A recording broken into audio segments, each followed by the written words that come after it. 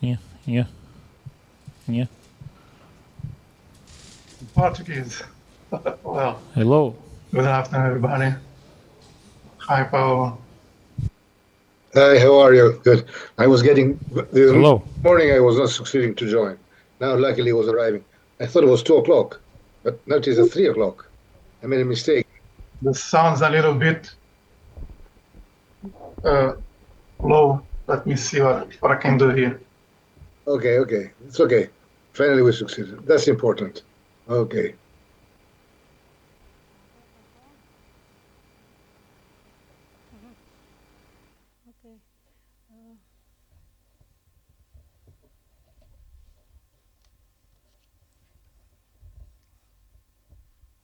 Flas shqip më mirë unë që t'jem për arsye të kohës që unë bëm dhe me teknikën dhe me kështu, na duhet që paneli që ishte i planifikuar për orën 12:15 të vazhdojmë tani me prezantimet online të Zorani Danikës, nëse e kemi në linjë. Ju mund ta bëni host iku djali prap?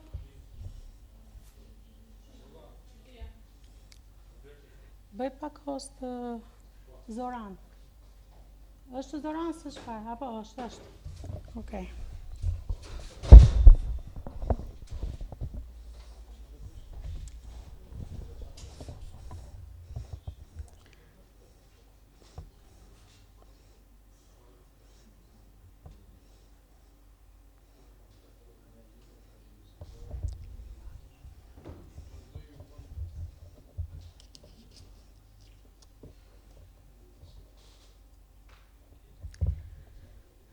Okay.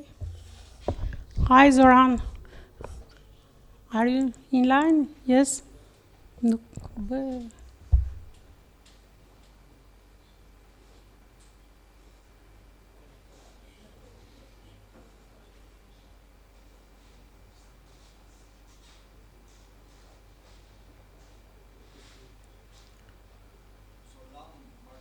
Yes. Zoran, can you hear me? Not. Dhe me thëmë nuk zgjidhem në gjë me atë.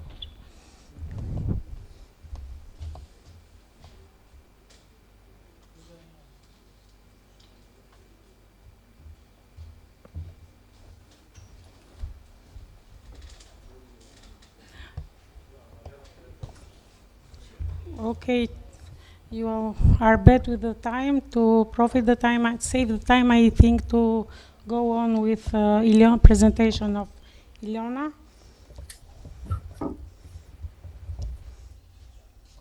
Just a moment. Ilona will speak, Dr. Ilona, about competitiveness of the sustainable blue and green development in southern Albania. She is a professor in Hungary, Budapest, and share its living through Budapest and Saranda. It's a little bit Hungarian and a little bit Albanian. Can you? Yes, it's your.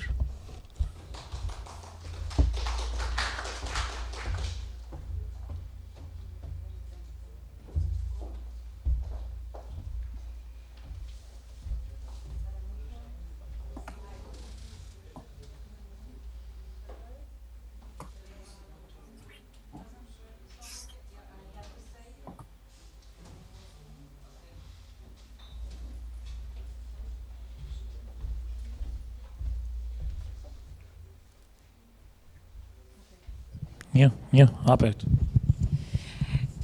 Good afternoon, everyone. First of all, I would like to make a little context why I'm here and how I'm going to talk about the southern Albanian geographical indication. Originally, my previous life, it was a purchaser expert, and I turned into the academic life. And my interest was always about the food and the ingredients. and my thesis was written about geographical indications. And the reason it was to choose this topic, because for me it always interested how people decided what kind of food, what kind of history, what kind of culture choose and use as preferences.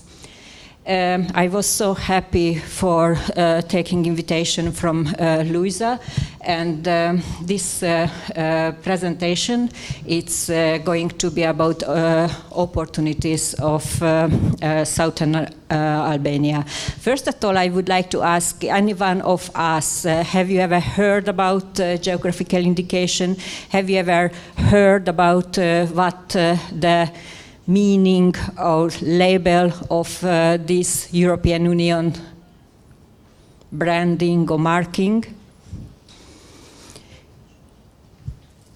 So probably if you have known any knowledge, you ever heard that there is Toscan ingredients or Parma ham, or a Champagne region as a sparkling wine, or cheddar cheese, or Stilton cheese, or brinza from Poland. And those ingredients, it's always located some special location, geographical location. And you can see this reddish label is the original brand logo of the geographical indication.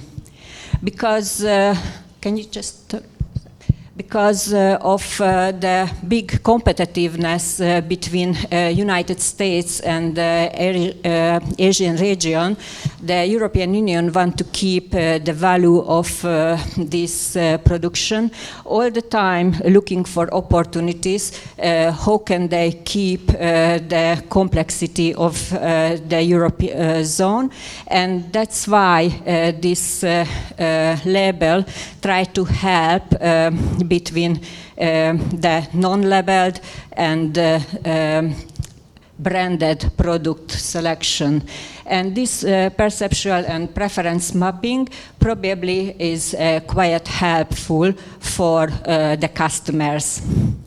And if you see these two logos, one it's all first about the spirit and wine products, and the second it's some unique food ingredients, which is special consumption, or it has a special texture, or it has a special method. And this method, it's always registered and has to be followed according to the registration regulation law, which is based and go back to 1992. Please get the second. As you can see on the map, the European Union, there are countries who are more competitive and more preferable to use this logo, and there are a couple of countries who are quite poor and very small representation of those ingredients, which is based on their cultural heritage or consumption. Spain, France, Italy, Greece, they are very competitive to register their product in different regions, and this logo means on the European and American markets that they are standardized and qualified production. If I'm talking about the example of Champagne, for example, you can just more. You can see that a kind of cut of the brain, how people could connect into to the brand of champagne, for example. Can you just make more? Yeah. So first of all, champagne could France region, and it's could connect to the winemaking culture, but also champagne and Dom Perignon. It's about a high qualified champagne. The well. Hello, Lisa. Can you hear me? Listed on the wine menu. So you can see that with advertising and this product design, it's also has so many associations. And even the movies, even the advertisement help to elevate the fantasy and the sophisticated consumption of those products. Can you just... if you're talking about this geographical indication and the preference mapping of the customers, it's always about value proposition, how the customers accept the product has to be taste, what kind of emotion, what kind of story belongs to, and what kind of social programs or system solution helps to improve delivery and promote those products. This marketing-based competitive consumption, it's based on 3 pillars. First of all, on the brand, what it's designed and promoted by European Union.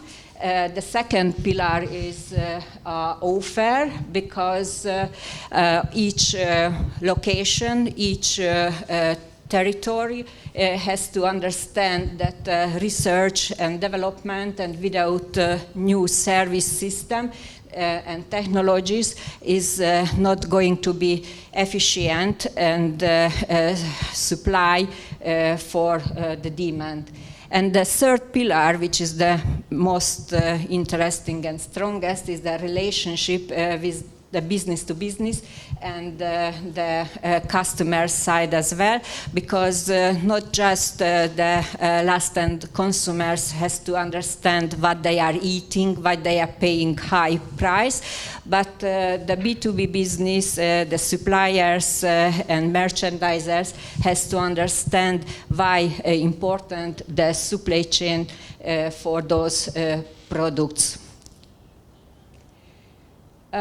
This benefits and branding concept of geographical indication, it's a kind of comfort feeling for each users, as a high standard users, and those customers are have willingness of pay on different way, and support the community and the stories behind the product as well. So you can say that the sales is growing not just by growing products themselves, but the loyalty effects, the bridging connection between customers and the strong brand helps the true loyalty and the latent loyalty for those regions and terroir as well. Can you stop, please? So if we're talking about European Union brand geographical indications, we should say those products are mostly the high-end brand intellectual property, like A-label Mercedes or IBM or Coca-Cola or any other products. I'm very interested of food and ingredients, and I'm so happy that when the first day went through Vlora, on a small market, I saw the name of the mandarin and is labeled from Saranda. And this region, Mursi region, it's a very high quality producer of the mandarin and the lemons, but there is very low brand awareness, and the sustainability of farming it's not as strong as the geographical indication is requested. But through our platform, We Love Saranda, we always like to take our visitors into these groves and show them how the local growing and care after them products. Please step to the next one. And also, if you have a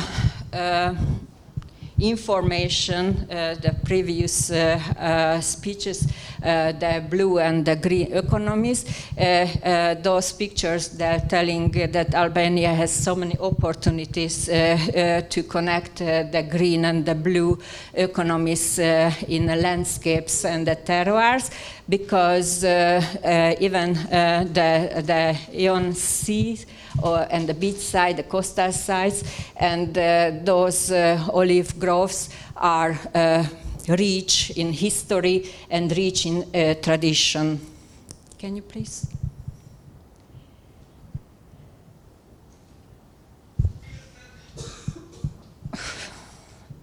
So when we're talking about bridging and we're talking about connecting to this sustainability way of production and selling and awareness of customers, always important to keep attention of this communication and the marketing channels, and also to let the audience, that let the visitors in relation with this area and these producers.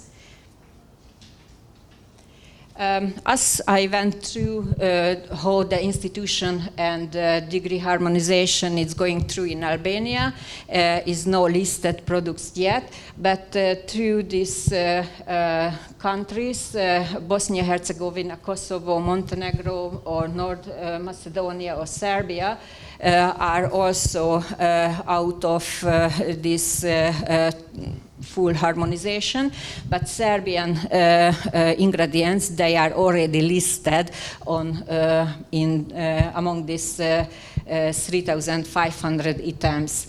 So those logos shows how the different countries try to integrate into the awareness. And can you just go through? And what I wanted to explain, that the geographical and the cultural division of Albania, it's in the middle and the north part, it's very, very well developed, I should say, or medium developed. But the southern area, it's kind of without awareness, is a gray zone at the moment. And even if they have no attention from the government or the local policy, there are so many potential for the agronomy and the product integration. So first of all, the olive groves and the olive oil are very delicious and unique from Vlora and the Lukove area. It's not just because of the climate, but the previous regime and system, very well educated agronomists look after this terroir. And this special climate also has a unique taste of those products. So many people still talking about the three pillars of sustainability who are important, but for me it's much more depend on each other, those perspectives, and the collaboration and the trusting on each other are more important than standing just next to each other. The authentic process, go through please. The authentic process is also part of the uniqueness of the product. So when we're talking about, for example, the local cheese or the local production, it has to be written, it has to be registered, and we have to pay attention that probably there is the last generation who has knowledge of this ancient or old process. And this technique, if they're going to pass away, not going to be inherited for others. Yeah, Balkan is always translated, sometimes it's honey and blood, but it's always important to say that it could be honey as well. Mursi region and the Butrint Lake, the production of mussels are famous among the tourists. All customers or visitors are amazed when they taste the uniqueness and the delicious product. Also, the tradition still keep a very strong connection among the customers, and the festivals and events are helping to bring more audience and visitors for introducing the local ingredients. The Albanian hospitality is always one of the highest on the world, and if someone invited into the house, is no one going to leave without tasting raki, any sweets or candies, and this kind of customization is a very good most of worldwide promotion for this region and this product. Why we are talking about this production, geographically indicated products? Why we talking about food and tasting food? As you can see that among the tourism market, the global culinary tourism is each year take higher and higher part, and it's according to this statistic going to be even higher till 2029. And this kind of gastronomy and tourism connection, it's very important because it's support for the small businesses, especially the family businesses, and those businesses who based and run, for example, women or women organization, it could be a very good community engagement in the future. And if we're talking about the food tourism and travel planning, you can see that the culinary trials, the cooking class, and also the professional restaurants or food festival events could be a niche market for those visitors who are interested in the unique taste and the special story of their ingredients. And if we have the last slides, we can see that there are new communication channels. There are a lot of agents go online and spare the historical background online, but that traditional agents could be disadvantage of the new generation and breakup for the Generation Z and the millennials social media activities. These segments and divided markets probably give a chance for every participants to take what they want. Can you just... And it was my last. Thank you.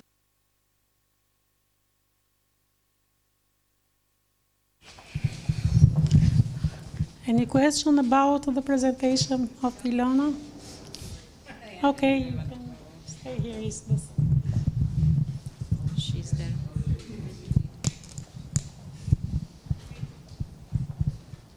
Okay, thank you for your presentation. I am Irbana from Albanian Development Fund, and I am expert for regional development of the southern of Albania.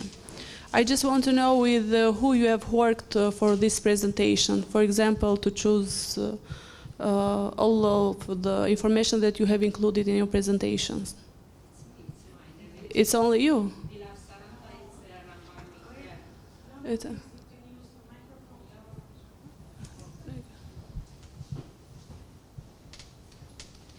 Because I have to mention that in Konispol we have we have Mandarina Fest. Yeah, Konispol has Mandarin Fest in November. Yeah, it's really popular in Yes. that region. Yes, In Himara we have other, let's say, I didn't say there is no one those events. I said just is very poorly presented those richness, but presented online or through events, because we have events all sides. with many. If you go to the Konispol, if you go to the Konispol Facebook sites, because municipality Konispol has only just a Facebook site, there have events only after the events, but they don't promote when it's going to be before. This Okay, let's say the Konispol is small municipality. Maybe they have their or yes, but they may not have budget for this. But I just want to know, you want to show that we don't have the popularity in on internet for our products, so we have to promote them. I wanted to point it. My point of this presentation, it was that is very poorly presented, and there is no knowledge of the southern region of Albania. Shamil is very well promoted. Everyone wants to take picture in any beach side, but they have no knowledge that next city or the next town or next village is one of the most famous mussel farm over there. Okay, thank you. This helps us just to know the impression that our publicity it's in your eyes or in yes. only the other eyes. That's okay, why thank you very I much. was just taking this proper example. Thank you. Yes. Hi, I'm Robert Križanić from Slovenia, and I really appreciated this presentation because it goes very much in the line with what we are doing in Slovenia. And just to capitalize on the discussion you had together now, I returned already 2 times to Albania as a tourist exactly for these things, and I discovered a lot of these things by myself, because I'm really interested in the local products. We are developing the same programs in Slovenia, promoting abandoned areas, abandoned farms, promoting ecological and local production. And I think this is great, and I think we have a lot of things to, to network on the European level, and it's a great work anyway. And it's true that it's not very visible in Europe. Like you said, everybody knows Xamil. I love to go there, but of course I like to be there for for half a day. But then I go to the village side. Yeah, thank you.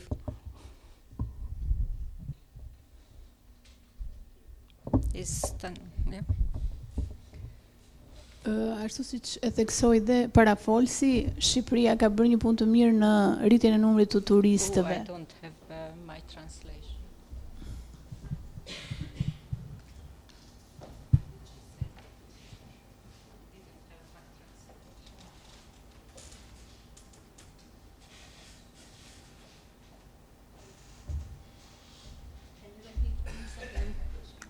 Can you repeat please again what you Po, said? kohët e fundit Shqipëria ka pasur një rritje të numrit të turistëve, por rezulton që këta turistë që vizitojnë Shqipërinë nuk kthehen më. Dhe sepse nuk e gjejnë veten dhe më shumë se një ditë nuk kanë alternativa, pra nuk I ofrohet alternativë tjetër. I don't listen anything from this.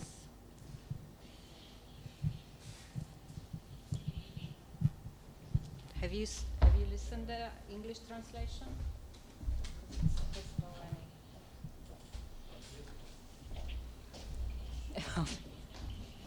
Yes, please.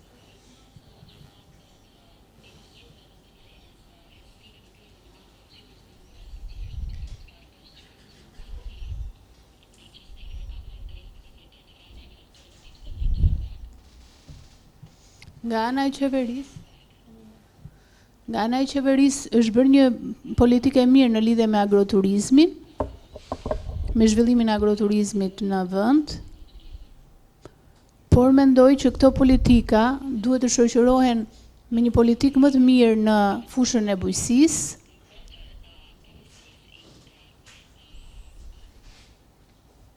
dhe në rritjen e cilësisë së shërbimit në fushën e turizmit dhe në agroturizëm. Pyetja ime është, në mungesën e burimeve njerëzore, që ashtu siç e tha dhe parafolsi, shqiptarët largohen çdo ditë nga vendi, ka, domethënë, si ta sigurojmë ne këtë shërbim?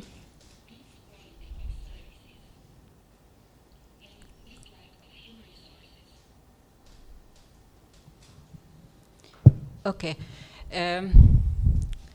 I don't say that it's easy because the traditional hospitality is based on kind of honest action without any standardized preparation.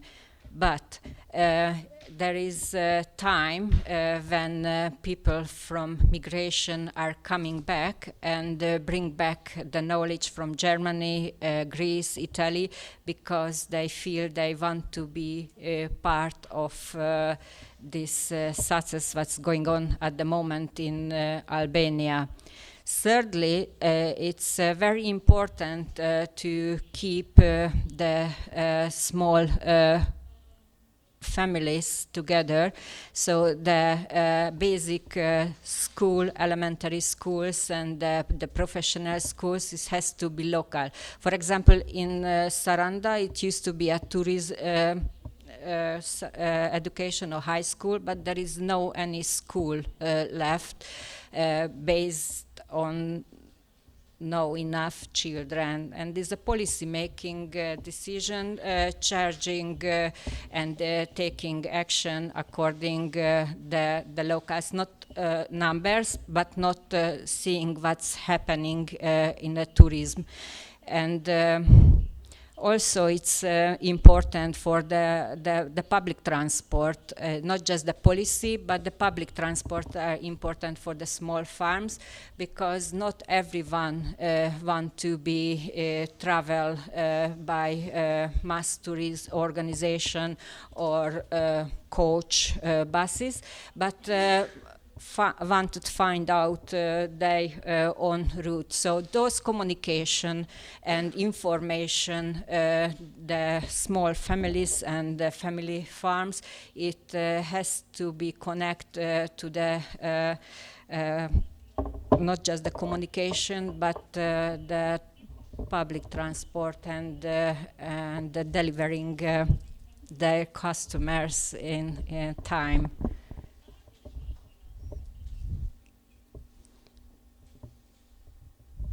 Yeah. Yeah, Thank you for this wonderful presentation. I would like to ask two questions. First, do you have any information about the numbers of people employed in association with all these typical products in different countries? And the second one, also following from that, have you looked at the types of ecosystem services that, including pollination and soils quality and so on, which kind of underpin the provision of all these typical products in different areas in Europe? Thank you.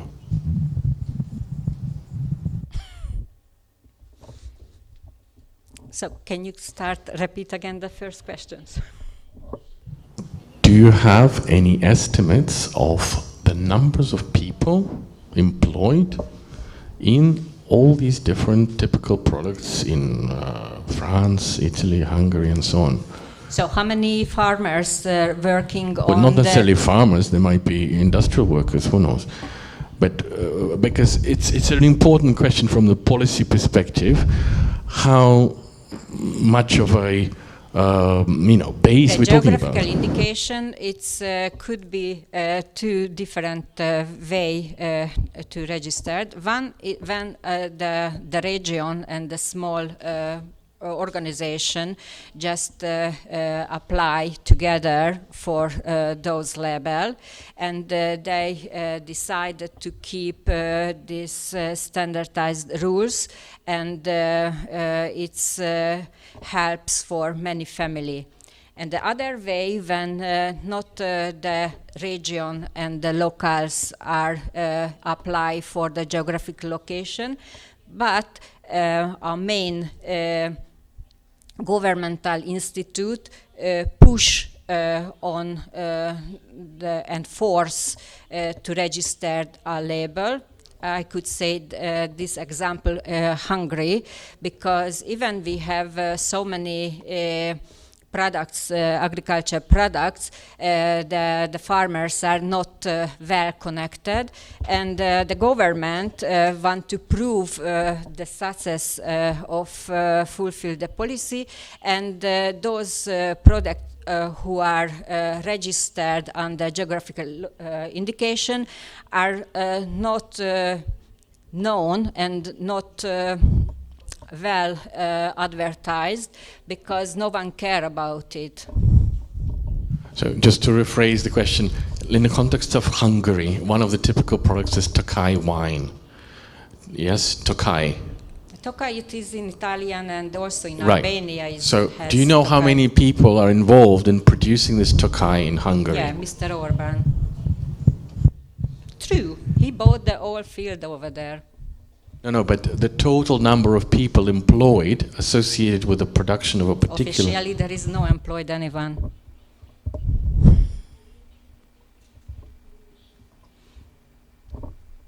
If you go to Tokai, empty streets are there, but it's high qualified wineries full. It's a serious question. I'm Champagne, seriously tell you that what is going on in Tokai is a collapsing, and the sad news of this geographical indication. But it's not my rule to make a confrontation. There are organization who has to be investigate where the money is gone.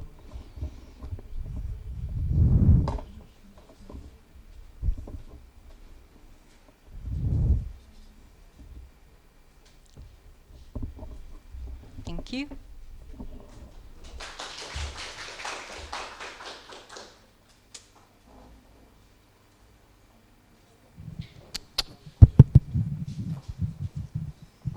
Thank you, Ilona, for your presentation. Have been very insightful and example how the knowledge, academic knowledge, and the practical and application in territory can bridge in together. And now it's time to ask for Zoran if he's in line.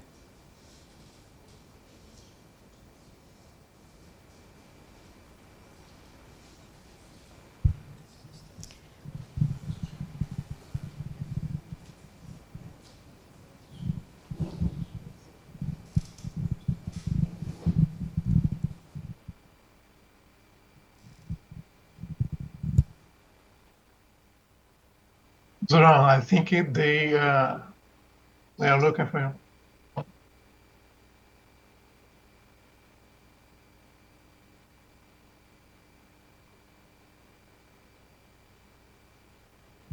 Hello, Zoran.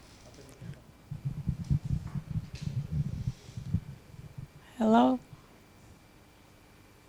No, it's again.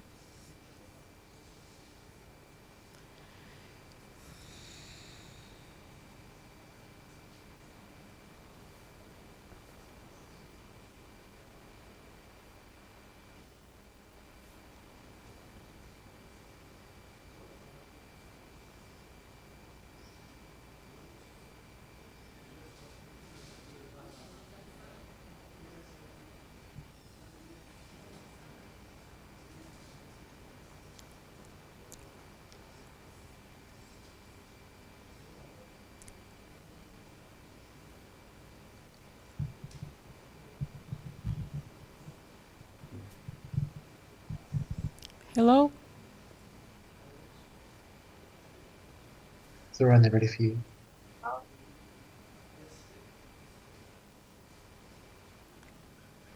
Hello, can you hear me?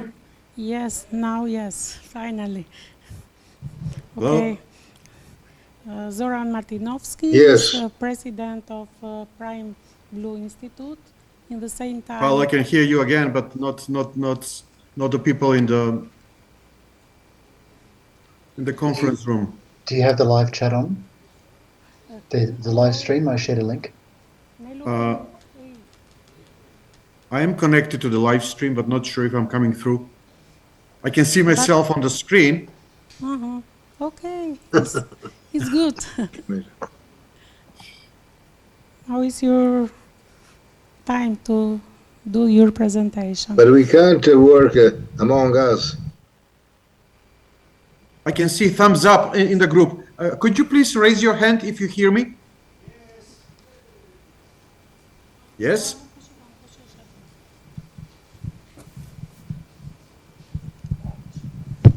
Oh, okay, okay. Now I see hands. All right. I believe I can start. Yeah. Okay, perfect.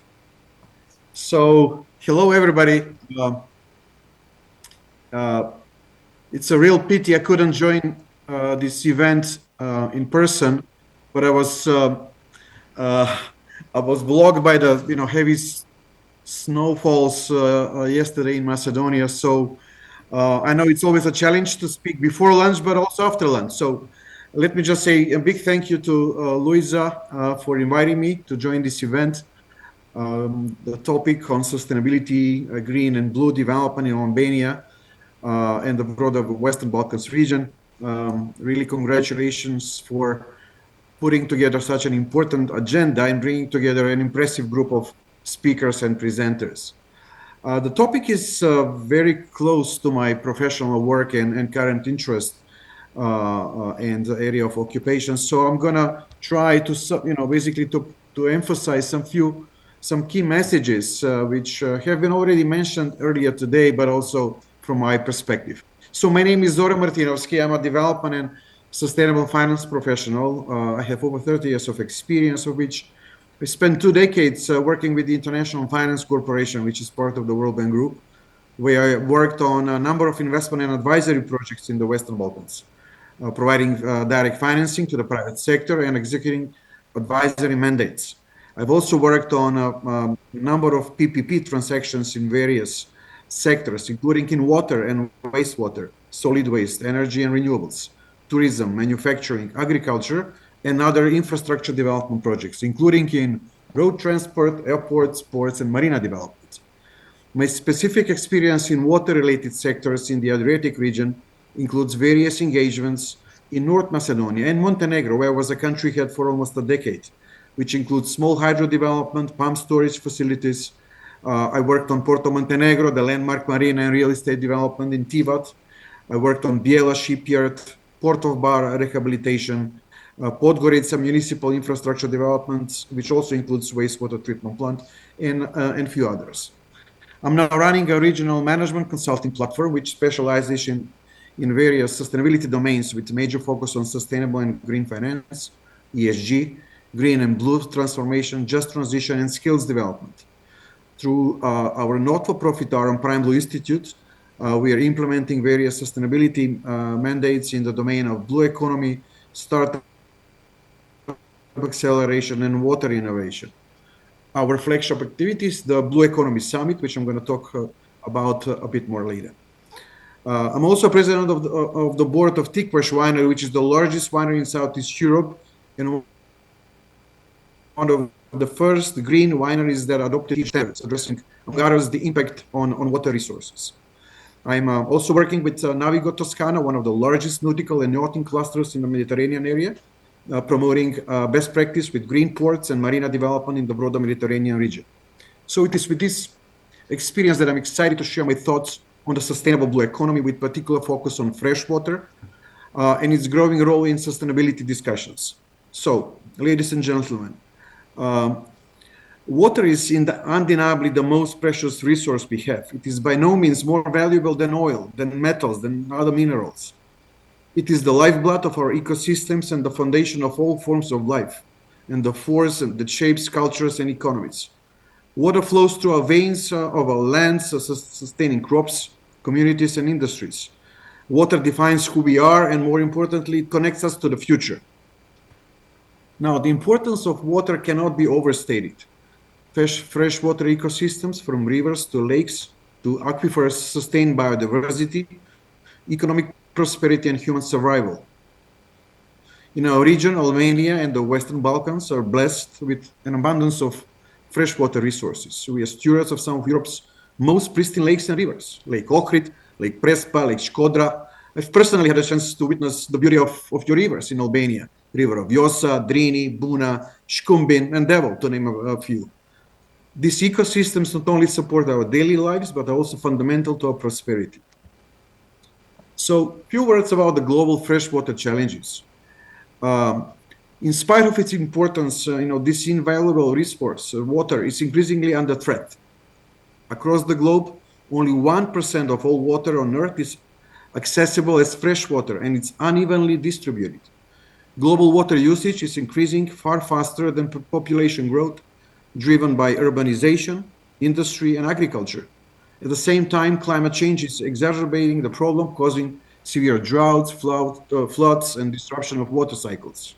Globally, over 2.2 billion people still lack access to safe drinking water. The urgency of addressing these challenges cannot be ignored. And the recent catastrophic floods in Spain, which tragically claimed more than 230 lives, serve as a stark reminder of the extreme water events that are becoming more frequent. The freshwater challenges in the Balkans are also, real. We are feeling the strain on a daily basis, from floods to droughts. Our region is facing a growing number of water-related natural hazards. In the past few years, we've witnessed devastating floods, landslides, and wildfires, exacerbated by extreme weather patterns. A 2020 report from Allianz, a leading German insurance group, forecasted that by 2040, countries like Greece and North Macedonia will be among the most water-stressed in Europe.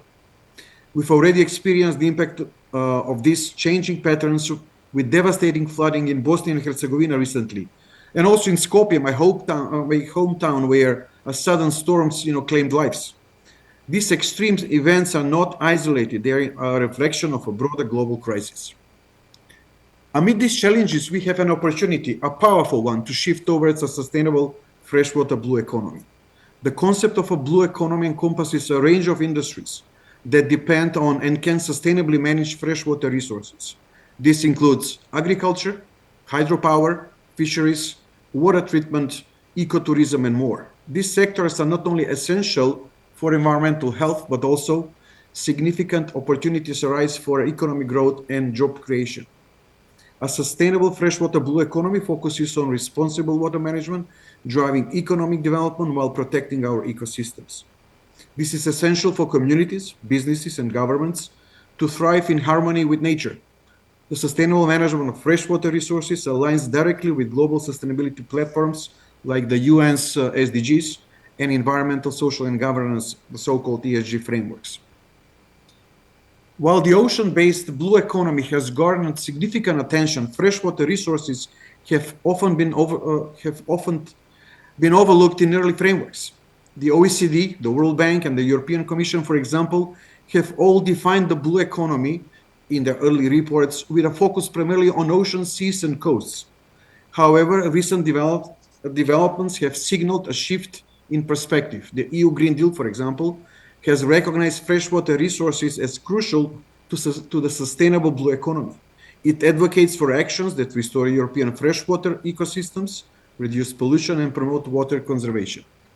Moreover, the most recent COP29 declaration on water and climate change, adopted in Baku last November, has emphasized the centrality of water in climate action. This declaration calls for global efforts to protect freshwater ecosystems as part of our broader climate strategy.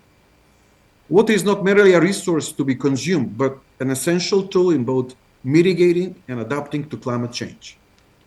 So, our humble contribution to the global water agenda with Prime Blue Institute. At the Prime Blue Institute, we are committed to contributing to these global efforts through our work, and we aim to accelerate the transition towards a sustainable blue economy through various activities. We have launched a few years ago the Blue Economy Summit, which is a platform that brings together local actors from the Western Balkans to collaborate on protecting and restoring our freshwater ecosystems. In addition, we have established a startup acceleration program that supports blue tech and green tech startups focused on solving local freshwater challenges. It is based in Ohrid, primarily addressing the challenges of Ohrid Lake and Prespa lakes. These innovations range from smart water management technologies to pollution-reducing solutions in agriculture, tourism, and industry. We are also in the process of creating a water innovation hub to foster technological advancements in water management, such as artificial intelligence, IoT, and machine learning. So, to achieve a sustainable freshwater blue economy, collaboration is key, and this event is one of those examples of joint effort. Governments, the private sector, international organizations, civil society, and local communities must work together. By sharing knowledge, best practice, and resources, we can address the complex water challenges we face. For example, the cross-border Kodra project, focused on protecting the Drini River basin, demonstrates the power of international cooperation in addressing shared water challenges. Few words on technology and innovation. Technology will play a central role in transforming the way we manage freshwater resources. Advanced sensors, real-time monitoring systems, and data analytics are helping us understand water usage, predict shortages, and improve efficiency. From precision agriculture to water leak detection, these innovations will drive sustainability. At Prime Blue Institute, we are proud to support the development and scaling of those technologies to improve water quality, reduce pollution, and optimize water use. So in conclusion, we stand at a crossroads. The future of our freshwater resources, and with it the prosperity of our communities and ecosystems, lies in our hands. The path forward requires bold, coordinated action, and action that integrates the principles of the sustainable blue economy and promotes the preservation of our most vital resource. Therefore, at Prime Blue Institute, we aim to broaden our network of like-minded people and organizations to join forces and efforts towards a future where freshwater ecosystems are protected, where water is used sustainably, and where we are better prepared to face the climate challenges ahead. Let us all commit to a future where the freshwater blue economy thrives, where water is both a source of prosperity and a legacy we protect for future generations. Thank you again for your attention, and let us all move forward together for the water, for the people, and for the planet. Thank you very much.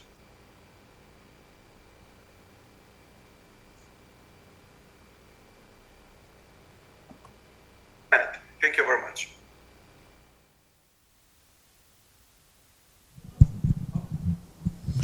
Okay, any question about this presentation? Okay, you can go on with other panel. Thank you, Zoran, for your presentation and for important topic. You can go on with other panel. Thank you, Zoran. Thank you. For your presentation and for important topic. You can go on with other panel. Thank you, Zoran. Thank you. Thank you. For your presentation and for important topic. You can go on with other.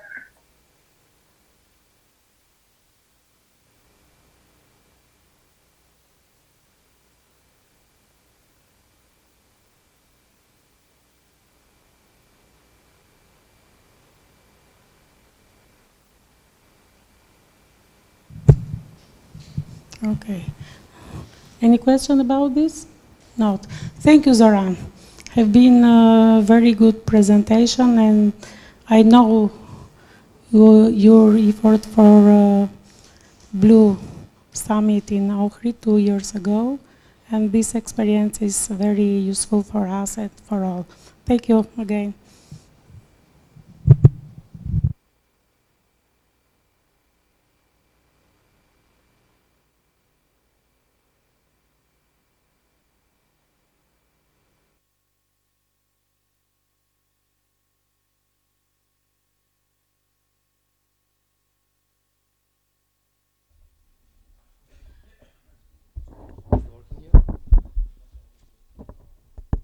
Yes. Hello, everyone.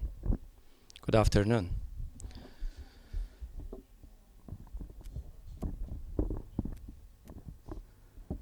Dear colleagues, friends, it's my pleasure, my honor to be here today. I'd like to start by thanking and congratulating Professor Lisa over here, making me a nice time of being with you, a little bit late afternoon. I know it might be a bit tired. I will try to be sharp and on my panel time right now. By the way, I'm Professor İsmail Koca Yusufoğlu, Rector of Canadian Institute of Technology from Tirana. I'm seeing here the 6th forum. How I can say, I always say something. If something, any activity has been done 3 times, I guarantee that activity will be success. So I have seen already here the 6th one. So it's more than enough to prove that this is a very wonderful, successful activity. For this, I do thank and congratulate you once more. And it is truly international, I can recognize it. Even over here with many colleagues, professors and some other units coming from different parts of the world, as well as online ones. That shows this is a truly international activity. Scientifically also as an academics, it is definitely a scientific activity, as I can assure that. I'm so lucky in my group over here today, seeing the topic on this session, smart cities and regions, how to implement the idea.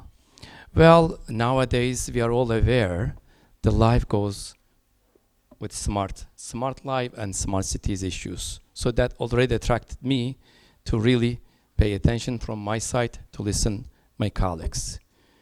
Dear friends, allow me to welcome some of my panelists over here today to introduce themselves and their presentation. Professor Dr. Stanislav Simelev.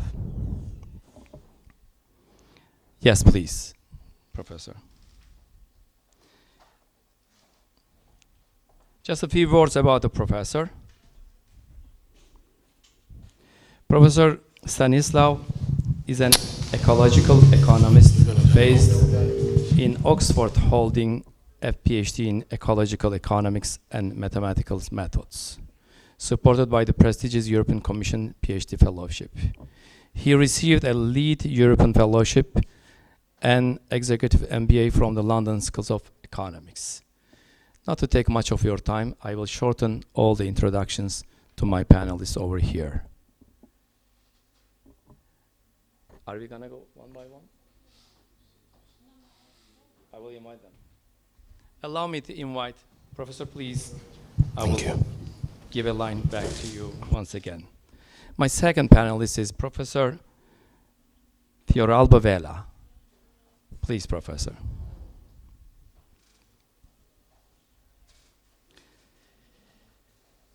Professor Fioralba, Associate Professor, is a lecturer at the Faculty of Economy, University of Villora, since 2000 in the field of business administration, public administration, and tourism management of subject. Luckily, I will have a good pronunciation. I believe I have a colleague from Austria, but a Turkish nation, Mr. Gökhan Yıldırım. Professor Yıldırım, to introduce him a little bit, has a very nice topic of implementation, how to implement the smart city. As I have heard about it, he has a practices in smart cities a lot, and lately he's also teaching at Bahçeşehir University. And I will just name two of my, or one of my other colleague, if she's here. Elke Dal, the project coordinator of the Western Balkan hubs. If no, maybe she is online. Okay, fine. I'd like to welcome all my colleagues firstly, and of course there is a little bit time flexibility. I kindly remind at the very beginning all my colleagues to take a 10 minutes of presentation and then questions part at the end. Thank you very much. Professor Stanislav, the floor is yours. Thank you so much. It's a great pleasure. It's my second time here in Albania, and I'm delighted to welcome you. And I will today share with you some of the thoughts about the green economy, sustainable cities, and how to go about it. While the guys are figuring out how to do the widescreen, maybe somebody could help translate to the IT guys what the widescreen is and how to change the dimensions of the presentation so that the full screen is shown.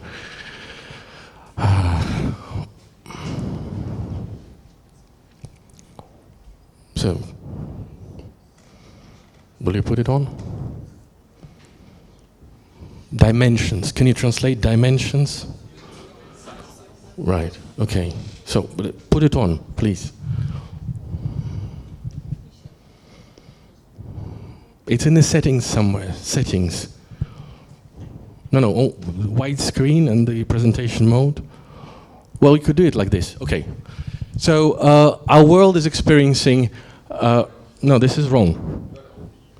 Yeah, just leave it like so. Okay, and we'll screen like this. So our world is experiencing severe sustainability challenges. Please follow. Please. If I say, if I show the hand, please go.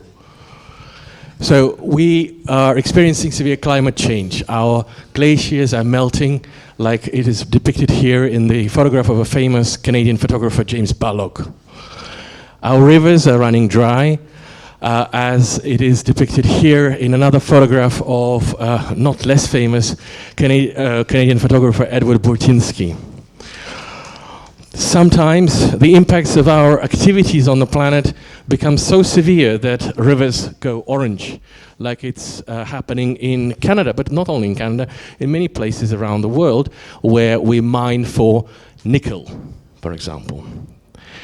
At the same time, we have seen various events, the likes of which you see here in this slide, that, like in the Gulf of Mexico, with a severe oil spill, tremendous damage has been done, not only to the ecosystem, but also to the local economy, the tourism sector, and the livelihoods of people living around this place.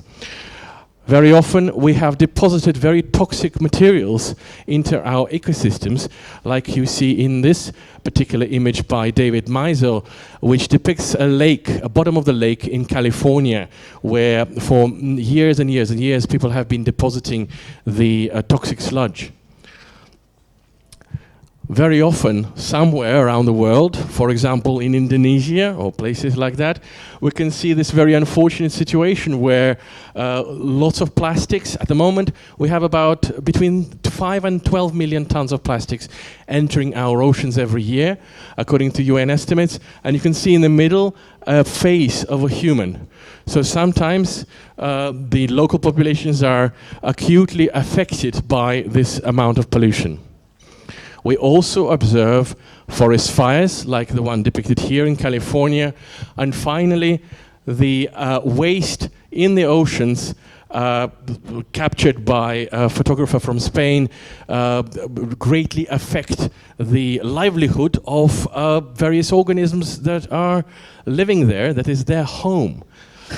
So that is why we are moving in our thinking from the so-called empty world of the beginning of the Industrial Revolution to the so-called full world of mid-1960s and onwards, where material flows and energy flows have intensified, going both inside the economy and going outside. And the economy has grown proportionally, tremendously, as compared to the scale of the environmental capacity to absorb all these impacts. According to the researchers, most importantly, according to Richardson and others, the paper was published in 2023, we have now surpassed a whole range of so-called planetary boundaries. We see that on CO2 concentrations, radiative forcing, novel entities is just waste, basically, right? Biosphere integrity in different types, land system change, freshwater use, green water, and biogeochemical flows of phosphorus and nitrogen, we have completely surpassed the so-called planetary boundaries. Please. The next slide shows us that the most recent years of our history have been the most hot on record, and the color of the bars of temperature anomalies greatly illustrates this fact. One of the first economic sectors to take great notice of climate change has been insurance business, because it's them who are effectively paying the payouts to various farmers, to the coastal communities that are affected by the increasing number of various types of events that you see here on this chart. And this information is from Munich Re, effectively. So there is a consistent growth of extreme events, as we all know. Next one, please. At the same time, globally, we have not reduced the amount of resources that we consume every year. There's a fundamental growth in the amount of resources that are entering our global economy, and this figure has tripled from 1970 to 2017. The interesting thing is to look at the other side of the coin, so to speak, because a lot of this flow ends up as waste of one form or another, what Luis was telling us about this morning. So it's either the waste in terms of emissions, when something is burned, or solid waste in the form of rubble and bottles and packaging and so on. Please. If we look at the circular economy from the pan-European perspective, with all the wonderful examples that we see in front of us, that we've talked about this morning, we're still at the level of mere 12% maximum, this green feedback loop. 12% is the absolute maximum for the whole of the European space. This is the rate of circularity. So basically this is the number 0.77, the recycling feedback loop, divided by the direct material inputs, 7.14 billion tons of stuff. And what is really crucial here that many people don't pay much attention to is that approximately equal amount of waste, 0.63 billion tons, is currently landfilled still all across the EU. And what is even more worrying, right here, you can see 2.35 emissions to air.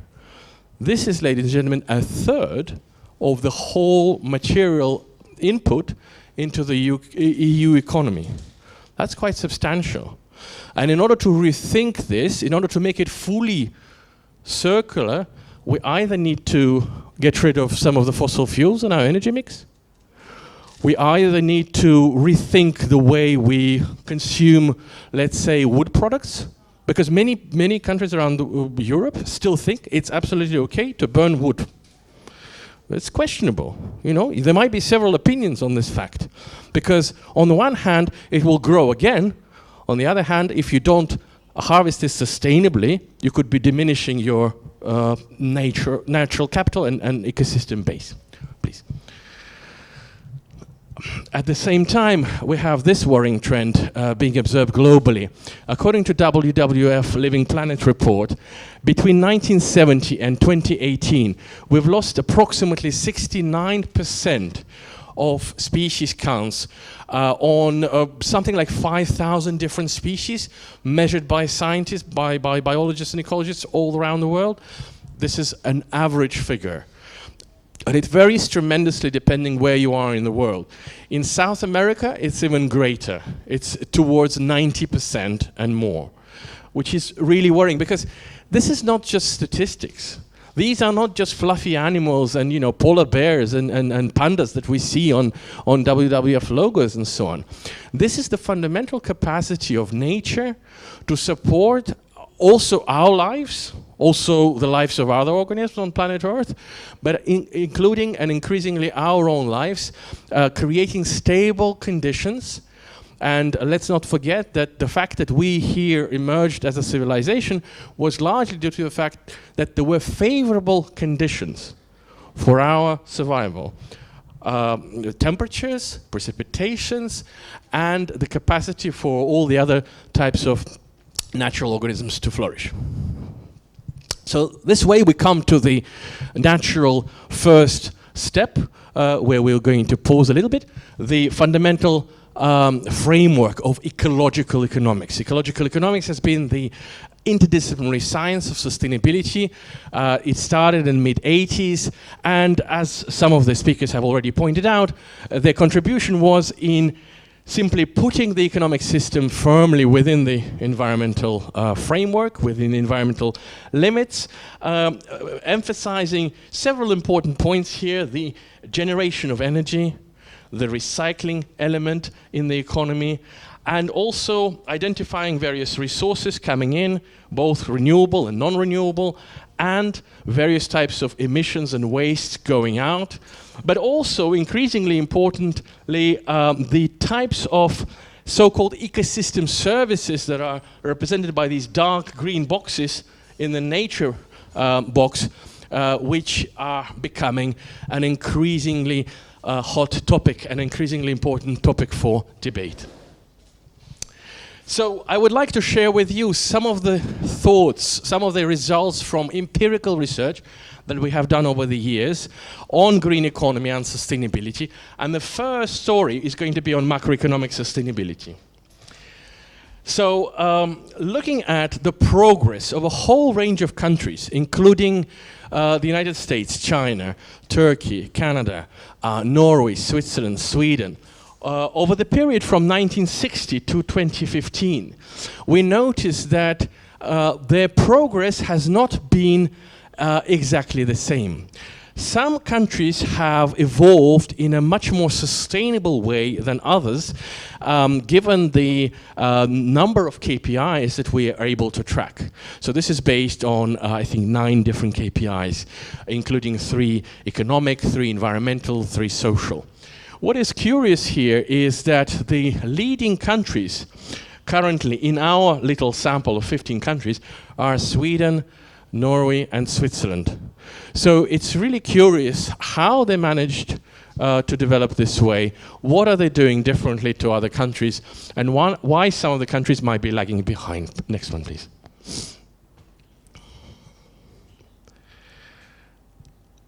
So we're able to apply different sets of policy weights to our data set. And by policy weights, I really mean the different perspectives, different hats we can wear. So we could assume that, well, in one moment we are the economic growth aficionados, you know, the big business that wants to promote growth and nothing else. That's one option. This is what is depicted on this slide, economic performance, global normalized. But if we go further, we could say, well, we want to adopt a different hat, and we would like to look at the world from the point of view of an environmentalist, to see, okay, what if we place a larger weight on the environmental dimensions in our set of KPIs?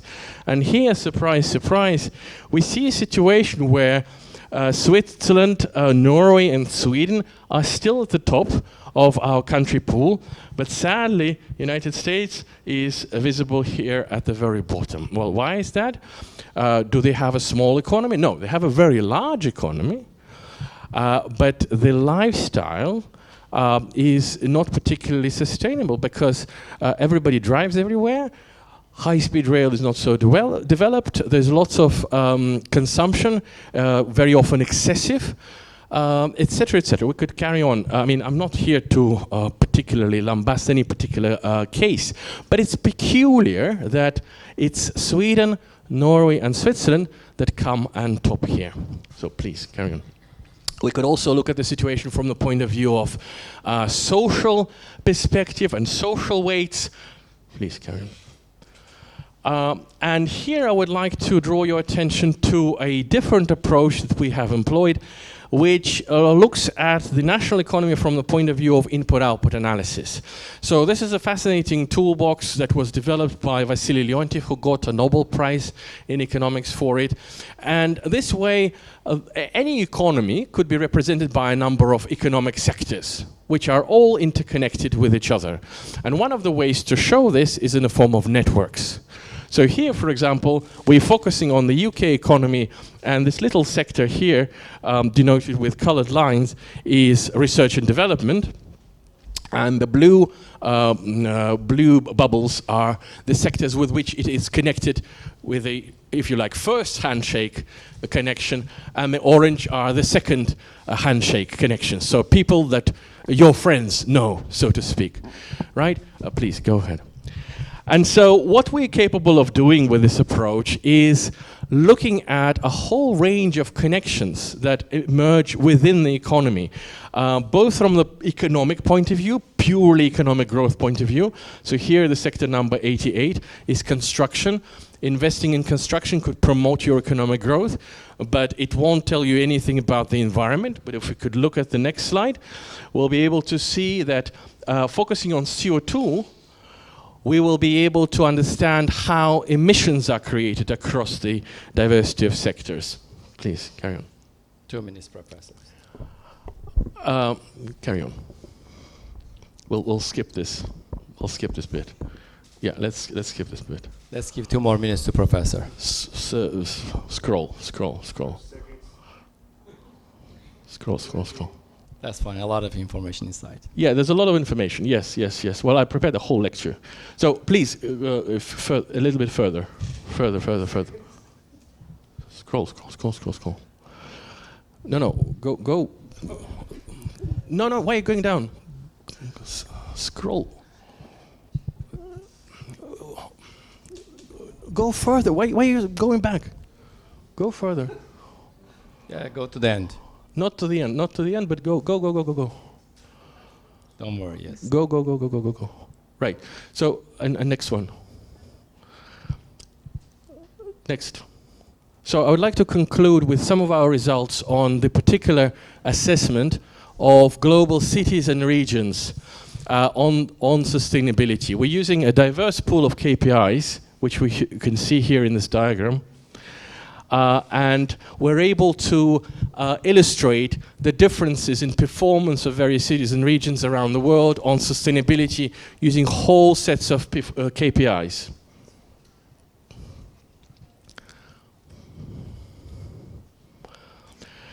Some of our assessments include the pools of global cities, megacities, cities of and regions of European Union. And here, for example, for global cities, we identify who performs better and who performs worse based on different policy priorities. Our sample of European and North American cities illustrates interesting dependencies between them from the point of view of sustainability. So we are able to identify very interesting relationships of domination among cities and say who is performing better and why. This fascinating study published in the journal Sustainable Development illustrates the set of 61 global cities from the absolute leaders like Stockholm, San Francisco, and Seoul to cities that are somehow lagging behind like Doha, Dubai, Johannesburg, Cairo, Buenos Aires. And finally, I would like to conclude with the map of Europe. This will be the last slide. This is from our most recent study published in the top journal called Cities. And what we have done, we took 1,300 European cities and regions, covering pretty much all of the EU, including the, stop, don't move, including the UK. And so we were able to rank and score 1,300 cities and regions on 16 different KPIs, which is a really, really big breakthrough. And we're able to see that municipalities in Sweden are really the leaders in Europe on sustainability, taking all the different dimensions together. And we could spend some time. I'm happy to answer questions about why it's happening and what to do if you're not Stockholm or Gothenburg. But the second ones have been German and French municipalities, some from England and Scotland, and many other regions which are normally denoted as the periphery in the European economic geography. So, for example, Spain and Portugal, Ireland, Greece, Italy, Romania, Bulgaria, Poland, Czech Republic, Slovakia, and so on. But also, surprisingly, including Finland and Estonia, are somehow lagging behind on sustainability. I'm very happy to answer questions. Thank you very much, Professor. And thank you very much for your attention. Thank you very much. We know that it's always difficult, professors, once they get, it's a lot of information inside, and he wants to share, of course, more and more what he got it. Thank you very much. Very impressive presentation, Professor. Just to, since we had in one absence of our panelists, I just gave a couple of minutes more extension to Professor. I kindly ask for the rest, but first, just one question, if there is any online or at present professors from here, any colleagues from here. I will leave this floor only for one question. Yes, please.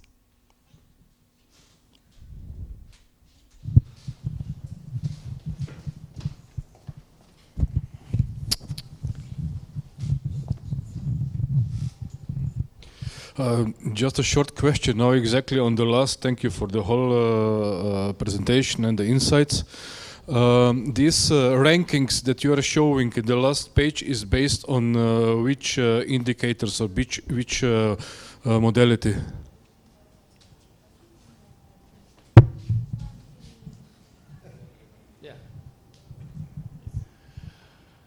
Thank you for the question. We have a pool of 16 different KPIs, which include economic, social, environmental, and smart performance indicators. So there will be things like gross regional product. There will be things like unemployment and life expectancy, but there will also be things like waste generation and CO2 emissions and recycling rates and so on. And we have used all the different available sources of information, both Eurostat and not, for this. It has to be said that even on a Eurostat website, for some of these KPIs, the level of differentiation is only by very large, either national level or NUTS 1, and very often at the level of NUTS 3, there's just simply no information gathered for those different KPIs. But of course, you know, we have to play with whatever we can get our hands on, right? So in this sense, it was published in a top peer-reviewed journal, City, so this is the best kind of information you can have right as of now. I'm sure as time goes by, we could excel and, you know, improve. Thank you very much, Professor. I will not stop. Just continue on my next panelist, Professor Vela, Head of Business Departments, Faculty of Economy, University of Vlora. And her topic is going to be the role of academia in buildings capacities for smart cities. Thank you, Professor. Just not to feel sorry for the time arrangement, dear Professor. No, it's okay. Thank we you are very much. all Appreciate for it. the same objective here, so it's okay. I appreciate it. Thank you. Vlora Smart City. Yes, that is the presentation. Yes, thank you. No?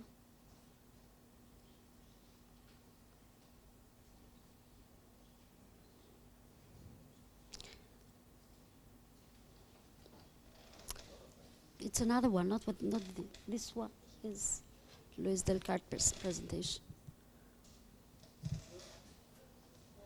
Vlora Smart City, but I don't see it here. Luisa, I don't see the presentation that I've sent you here. Professor Gökhan, are you ready? If it is not ready, we can just switch to not to lose the time. Oh, great. So it's ready already. Fine. Okay. Shall we switch, Professor Luisa? Can we switch? Oh, it's okay. She's ready? I suppose this is No, not this for me one. to drink it. Great. No, Let's wait a couple of seconds more. Email. Në WhatsApp. Luisa, atë që dërgova në WhatsApp, dërgoja atë.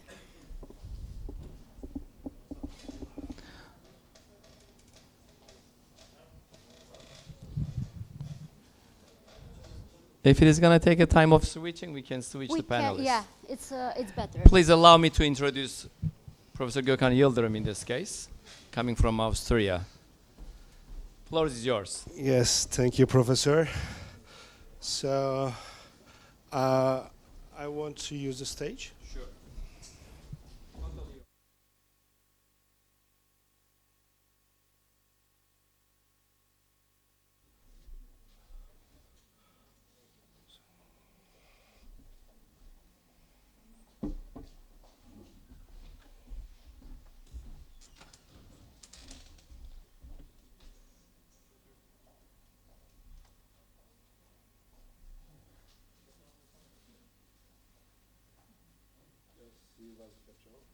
Okay. So it's going to be, yes, today it was lots of data, some difficult questions, but I will explain smart city with a cafe and smart trade with a milk. Okay. So let me introduce myself. My name is Gökhan Yildirim. I'm the president of the World Sustainable Energy Institute. I'm not an Englishman in New York, but I'm a Turkish man who has been living 25 years in Vienna and running for smart and sustainable cities. And I'm very happy to be with you in Vlora. Thank you. Luisa, thank you, Nelly, as well. And for this, I met beautiful people. And thank you, Professor, for the moderation. And today I will show you like this milk and like this cafe, so you will have a clear picture what is smart and what is not. So these are my experiences, and these are my knowledge. I teach as well in the private universities. I was in Iran, Azerbaijan, and India. I can believe that I am a good smart city expert. I've studied well. I also did doing my PhD. I have offered to Jeffrey Sachs to do something like trade as well, but today I will explain. And I'm sure that it is going to be number one in the world with a new style of approach to smart cities. So, and as you know, the first smart city in the world is Master Initiative. For me, it doesn't work. It's just a cafe. So they made the city with full technologies, but it's not attractive, but it doesn't work. So I want to add trade and cities like this cafe and milk, so to get the cappuccino. So this is my approach. So simple, so everybody could, a stupid person could understand. I don't want to use lots of digits, comic diagrams, so it's like something like this and this and this. It is amazing to understand, but I will make it simple, easier, like the Einstein did. So today you're on the fifth one. We talked about cappuccino. So, and we will talk about, yes, what is a smart city due to our perspective, world sustainable energy, how we approach to smart city. Next page, please. World Sustainable Energy Institute established in Vienna. Why in Vienna? Because Vienna is the most livable city in the world, with our professors Knopflocher, Professor Lorber, and I will show a nice video. Can you press? Maybe it plays? Yes, please. Yes. If there's a tone, you can give as well, a voice. Tone music, Audi, if it works. So these are some videos of our institute, our city, Vienna, and this is me. I think there is no audio, but I will try to explain how it is. So the Vienna is 10 times the most livable city in the world, and I have my education in Technical University of Vienna, infrastructure management and city planning, and I'm a fan of Vienna. And we approach, this is my car, vehicle in Vienna, and as I'm a Viennese person who's been living 25 years almost in Vienna, we have sold mobility, environment, energy, and community sustainability 4-in-1. So you have, if you live in a city, these are Professor Knopflocher have solved the problem of city Vienna mobility problem. They are all in our institute. We know the mistakes of the developed countries, and we know how developing cities, like it might be Valora, it might be other countries. Therefore, I go there and make a speech very lovely, because we have to tell and show what were the mistakes of the developed countries in energy solution, in waste consumption, and we have to explain. It's interesting, when I was learning waste management with this Professor Lorber in Leoben University, there were companies. The old technologies from Austria, they want to sell the ones to the developing countries.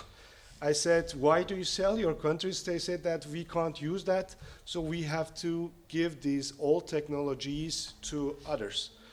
But the developing countries or cities, they have no idea. They are like stupid. They have no eyes. They're blind. So for me, developing cities like you have to be very clever, and you need consultants, and you have to learn more than, because every solution from Europe doesn't mean that it works well, because they used and it was not good, and they want to, instead of making rubbish, they want to sell and to develop developing countries with hey guys, I'm here, the big boy and the small boy, something like that. But you have to be very smart and clever in a way. Maybe the next one, please. So therefore, I was invited to India and Azerbaijan. This is our core business, how we plan a smart city. And you will see there are lots of digits, but you will have a feeling. Next one, please. We have a video. Azerbaijan government has invited us to get our information. They want to make a city in Alet. This is 70 kilometers away. And I was the one, and the Master Initiative, Forrester & Forrester, the famous architecture company from US, from UK, from London, he was also invited this project. I lost, they win, but I will tell how they win. So they found 400 million euros fund for implementing solar panels. And the Azerbaijan people say, okay, it's easy money, it's a gift, let's do that how they wish. So, but for me, the smart city has to be sustainable smart city. And for me, you have to implement the culture, the behavior, and you have to think about there is a human being is living there, and the Bedürfnisse in German, the needs of a human being to live, to work, social life, and socialize, and education, and to earn a living has to be implemented, which is not easy. Because if you can choose an empty place like this project in Alet, 70 kilometers away from Baku, and you need speed rail connections, you have to, if you're a woman, your coiffeur has to be there, your barber has to be there, and your groceries have to be there, your friends have to be there, your children have to like there to live there. It's not an easy process just to implement a new city somewhere, nowhere.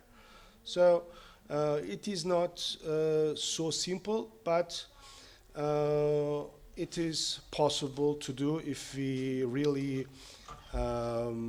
respect the needs of human being. And as World Sustainable Energy Institute, we consider of the needs of human being, because we say that cities for human being. So, and a human being has to be happy in a sustainable city.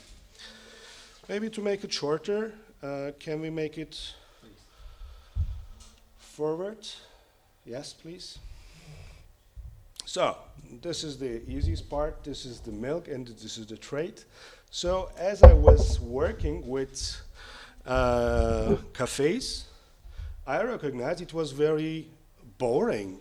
Everybody talks about smart city, smart city, smart city. I'm invited to make speech. I speak with the mayors, I speak with the governors, I say, do you want to have this cafe? They said, where's the milk? So for me, the mistake is here. I solved the problem. The mistake is not in the cafe. The mistake is not trade. We have to mix it. So we have to make a cappuccino. So therefore, maybe next one, we said that let's have another engine, which is what I established, EU Trade European Business Club. And if there is no smart and sustainable trade in a smart city, it doesn't work. So there has to be rules, like no politics, no religion, ethics, knowledge, and we have done this. We solved this puzzle, and it works very well, and we solved that globally. We have country representatives, we have city representatives, we have trade ambassadors. Today I have spoken to one of my friends, Javier. He's our 95th country representative of Argentina. Please welcome him. And so with these all sustainable a reliable person, we do trade. So it works in a way. If you can build this culture in a smart city, your city can be smart. But if there is no trade, and if there is no activity in a region with all your solar panels, with all your solutions, you can't work, you can't let your city work. So, yes? 2 minutes. Yes, we are finished almost. So you need nice people, sustainable people, smart people over the world. And also, you also have to implement companies, startups, entrepreneurs, like this Mobi Robotics, so they could invest in this region and they can produce labors and good job opportunities. And this is my presentation and trade in cities. Thank you very much. For information, you can just look WSN.org.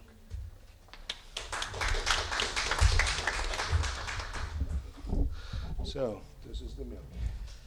Thank you very much. I was expecting really something different, which is different. Thank you very much, Professor Yildirim.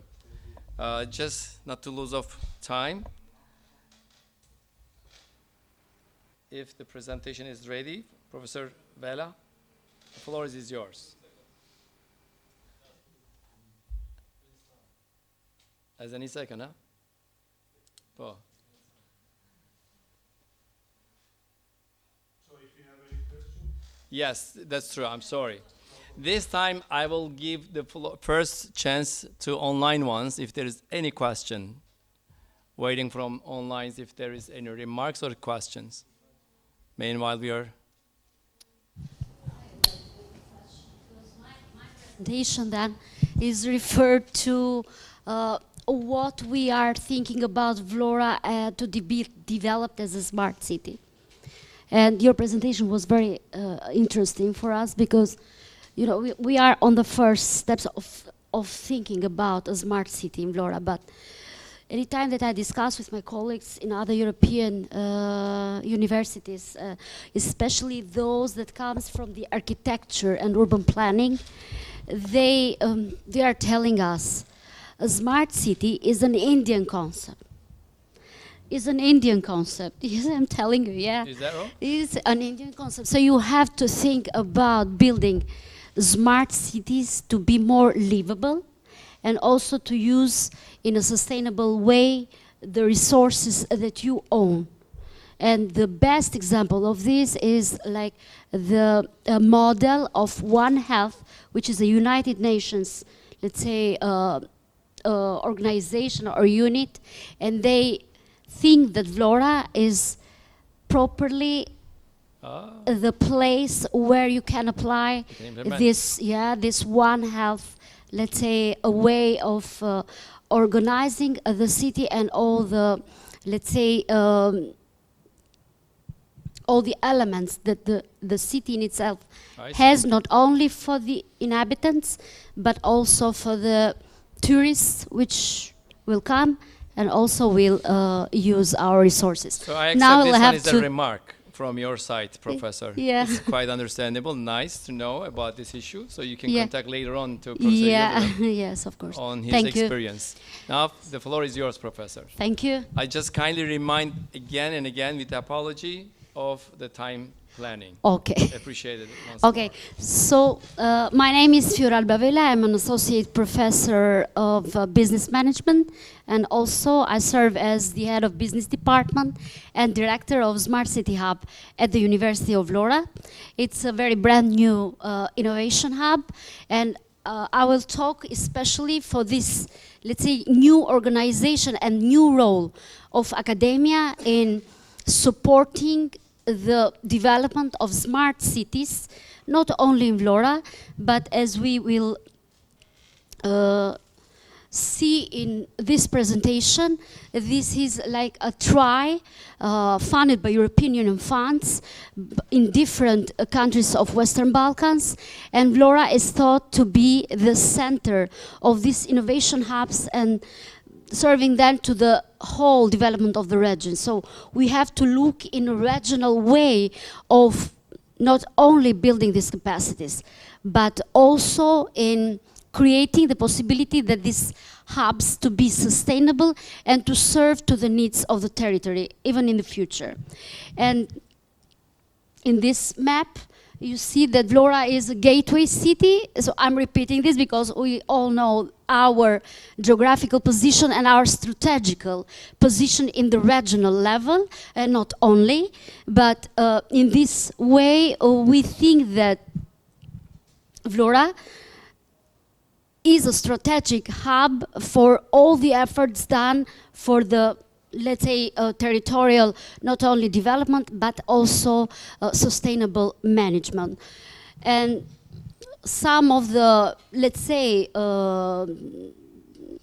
topics that are very interesting related to this territorial dimension are related to the creation and strengthening of dynamic, attractive and competitive cities in urbanized regions, and the hierarchization of urban centers to enable the orientation of public investments in a smart order. That's why I told you that maybe we have to think a little bit about this smart city development in this moment of our development. So we have now we have resources that are not used yet.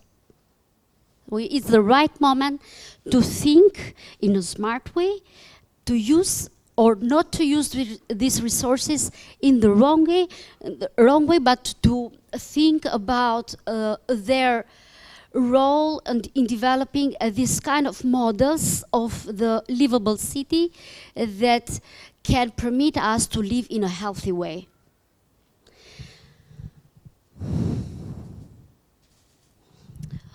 Also in this map, we see that we are a country of interconnectivity between Western and Eastern, between different countries of Western Balkans, and also we are a gateway city, as I told you before.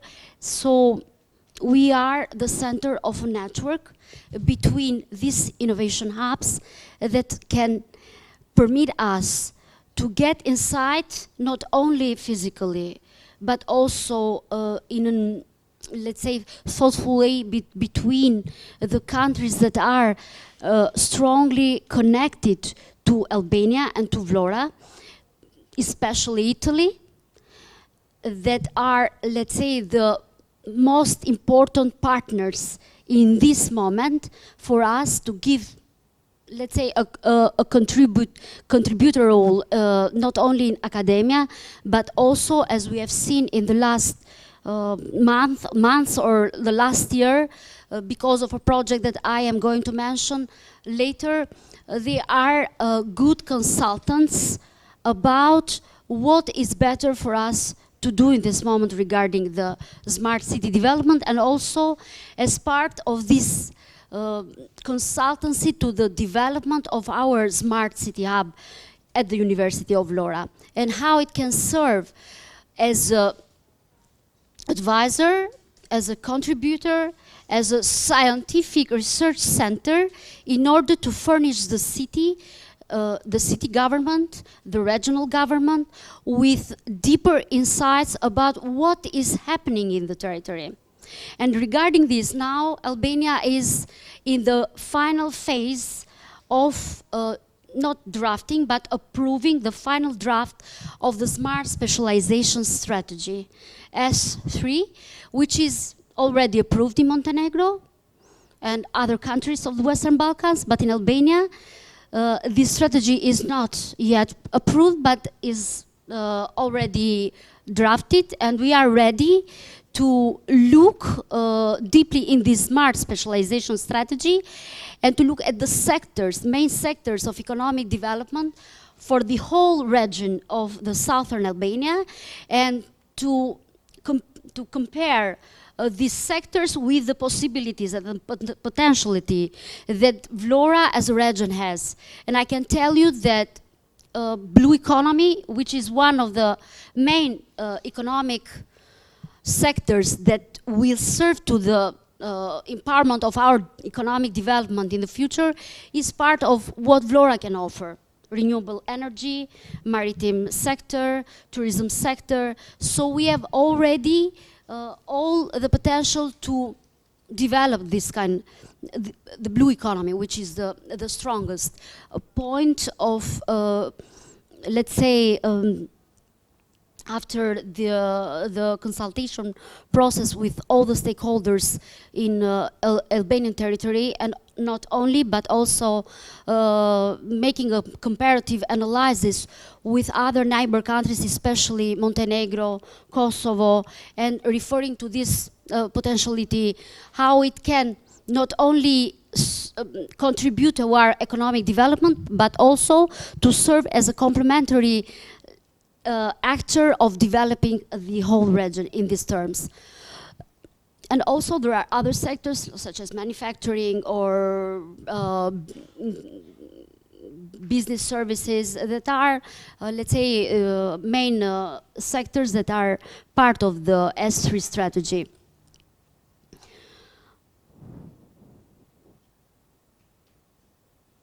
So to be more concrete about what is happening in developing these innovation hubs in the cities of Albania, and especially what is our role as the University of Vlora. As part of a SMART project funded by European Union, we are working on developing these innovation hubs that will tend to use advanced technology in order to support city development, but not only by the territorial point of view, but also to serve as I said before, as an advisor for what is better for the municipality and for the region council to have as a insight about the development or the use of the actual resources, such as some deteriorated urban areas that can serve as future hubs for tourism development, for example. In Vlora, there is a good example about this. It's the historical center, or the old town of Vlora, which has been funded as a project by the American Albanian Development Fund. And this is the good example of using, let's say, deteriorated areas for creating new hubs of the city, to support a new way of living, and also to create more possibilities for fancy life for the tourists, and not only also for the residents. This smart network that is, let's say, part of a huge network of the University of Vlora and other Western Balkan universities, and also some European universities, with a lead partner, Doba Business School in Maribor, Slovenia. They have good experience in leading this kind of projects even in other countries. They are good advisors for smart city development, not only in Ljubljana but also in Maribor. So they are our supporters in building these innovation hubs. And I have to mention here also the Polytechnic of Milano and the Technical University of Dresden. To mention here the kind of and the quality of the European universities that are now part of our partnership and are helping and supporting us in developing these new innovative hubs in Albania, which is a brand new concept for us, but for some of them it's an old one already. So we have to, let's say, adjust our way of thinking the city as a smart one, but also those cities that have experience. So we need to get what... But you have to be very clever. Yes, we have to be very clever, and it's their support that can help us in getting the best idea for the more sustainable way of developing a smart city, but the city in general. Professor? Yeah? Yeah, 2 minutes. Yeah, yes, of course. Yes, I already spoke about the SMART project. So You're done. no, I'm not done. Okay. Can you go? Go ahead, please. And this is one of our very important partners, Metro Hub of United Nations, which is part of our network in helping us in getting this. And the Smart City Hub as a center of innovation in the University of Vlora has this, let's say, great and important objective to be a primary actor in the innovation of the whole city, as the quintuple helix model of innovation suggests. So we will cover thematic areas for smart specialization. We will be an incubator for specialized and advanced services for the city, and also address the problems that Vlora region is facing and will face in the future regarding the sustainable urban and tourism development. I will stay here also, although I have some other slides. If you permit me, I can shortly present them, but it's mostly related to what Vlora has to do regarding the innovative city and what is the situation now, because we want digital innovation and advanced technology to be implemented not only for the development of the city but also in offering e-government services, for example. But the population of Albania is getting older, so how they are going to face all this advancement if they are not aware of the importance of these new developments, of this technology transformation that is influencing all the developments in Vlora and beyond, and in region. Thank you very much. Thank you very much, Professor. Thank you very much. You're a host of the program from Vlora, so that's why I believe you understand our excuse. Dear colleagues, esteemed colleagues, meanwhile I'm going to ask remarks or question, but I know human being needs a coffee, as Professor Yildirim has introduced. He prepared already here, and cappuccino or macchiato, whatever it was. Of course, many things are needed, but when you are looking after eyes, you can feel the tiredness. It's a little bit late afternoon, in any case, on the other hand. Don't worry, I will give you a time for coffee. That's why I'm trying to push my colleagues, although we will have one more. But I ask your patience to respect and to say hello to Brazil.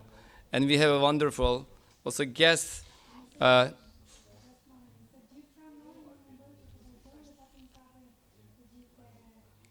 Let's listen to him. Okay. So I know you're really eager to go for a cafe. Online presenters or joining people has a great chance of having a time, which I don't prefer for smoking, but as well as for coffee. They are for free. But those who are here on present are looking to my eyes a little bit tiredness. I am feeling it. We are going to finalize it very soon. So we will have the last panelist, Professor Ricardo de Souza from Brazil. Professor?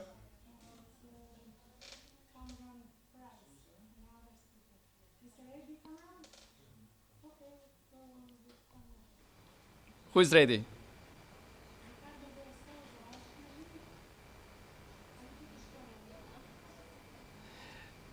While they are preparing, let me ask again to respect Professor Vela. Any remarks? One question or remark, please. Freely from any side. Very short one, please, dear Professor. Very short one. So, smart city is good, but stupid city is better. So cities doesn't have to be too complicated. And lots of technologies, the virus, all this, who is loved in smart city, doesn't mean that if you put everything in the meal is going to be good. So less less ingredients, and main ingredients make the meal delicious. So you have to be very careful with smart cities. Thank you. Thank you very much. So I'd like to introduce Cameron Price. This kind of online connections always cause a problem. It is worldwide well known.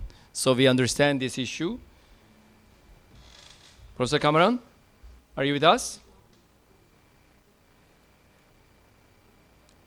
Yeah, we are seeing you actually, but we just like you to speak a little bit. Are you with us? Here you go, yes. You're now with us. I'm with you. There's a lag, Actually, but we just a lag between the live stream. So I've just heard my name and come on. So I'm happy to present. I'll share my screen now. Go ahead, Professor.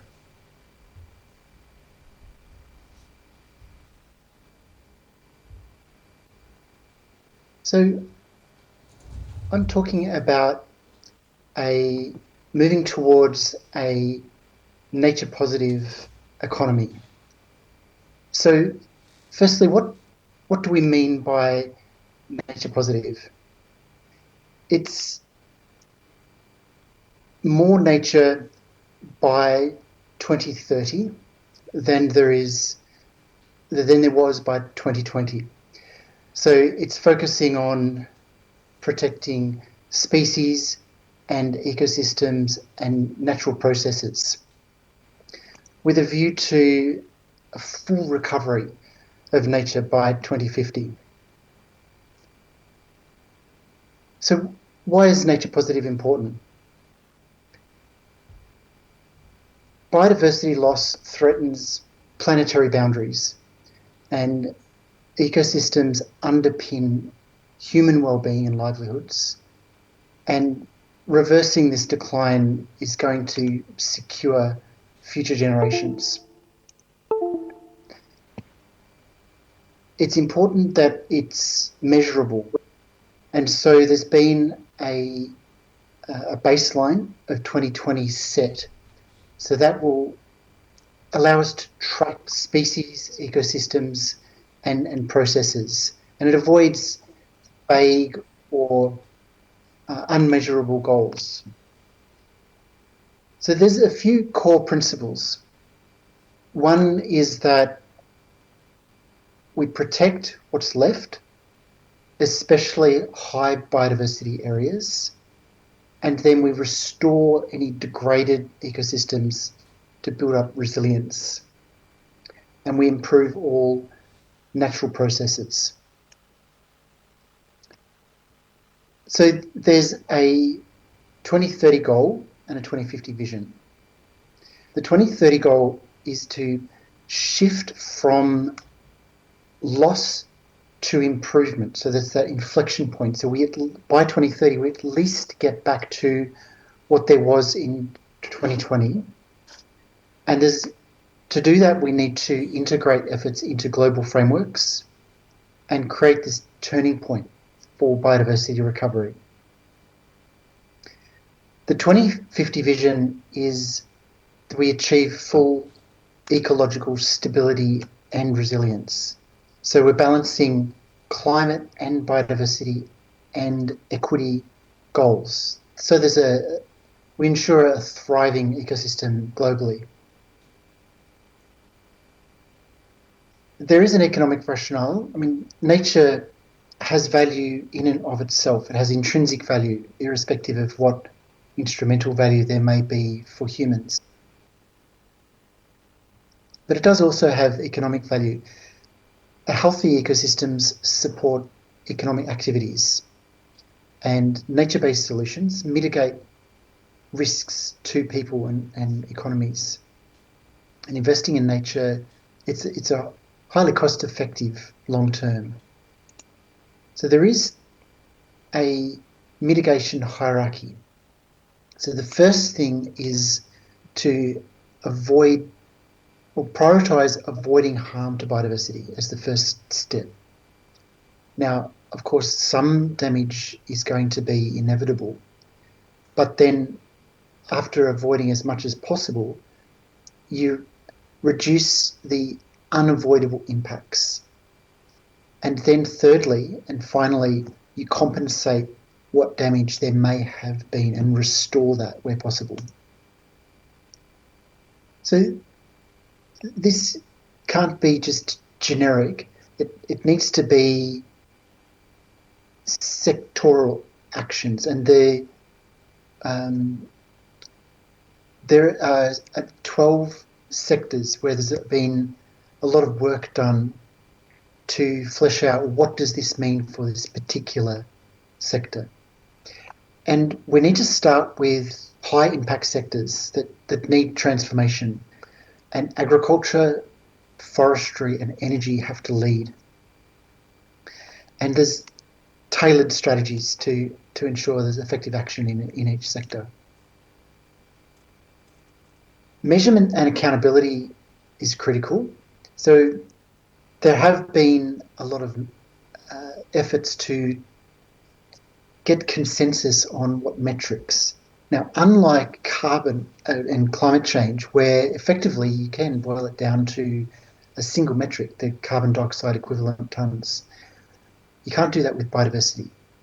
And so there's a Nature Positive Initiative project that looked at, they started with 600 different metrics, and they got it right down. And so I won't go into those details here, but if you do a search for the Nature Positive Initiative and look for metrics if you're interested in that. So there's regular reporting, measurable outcomes is key, and that ensures credibility and transparency. Another thing is that we need to invest in nature. The United Nations Environment Programme Finance Initiative have prepared an excellent paper that I'll direct you to, that they're taking to the G20 about finance for nature-based solutions. There's a number of taxonomies being developed for investors so that financial institutions can make a consistent determination of what is a nature positive investment and what is not. Community engagement is critical, especially respecting Indigenous knowledge and rights, fostering participation in decision making, and building trust through inclusive partnerships. And there's opportunities for you to join that. For example, there's a Nature Positive forum that you can apply to participate in.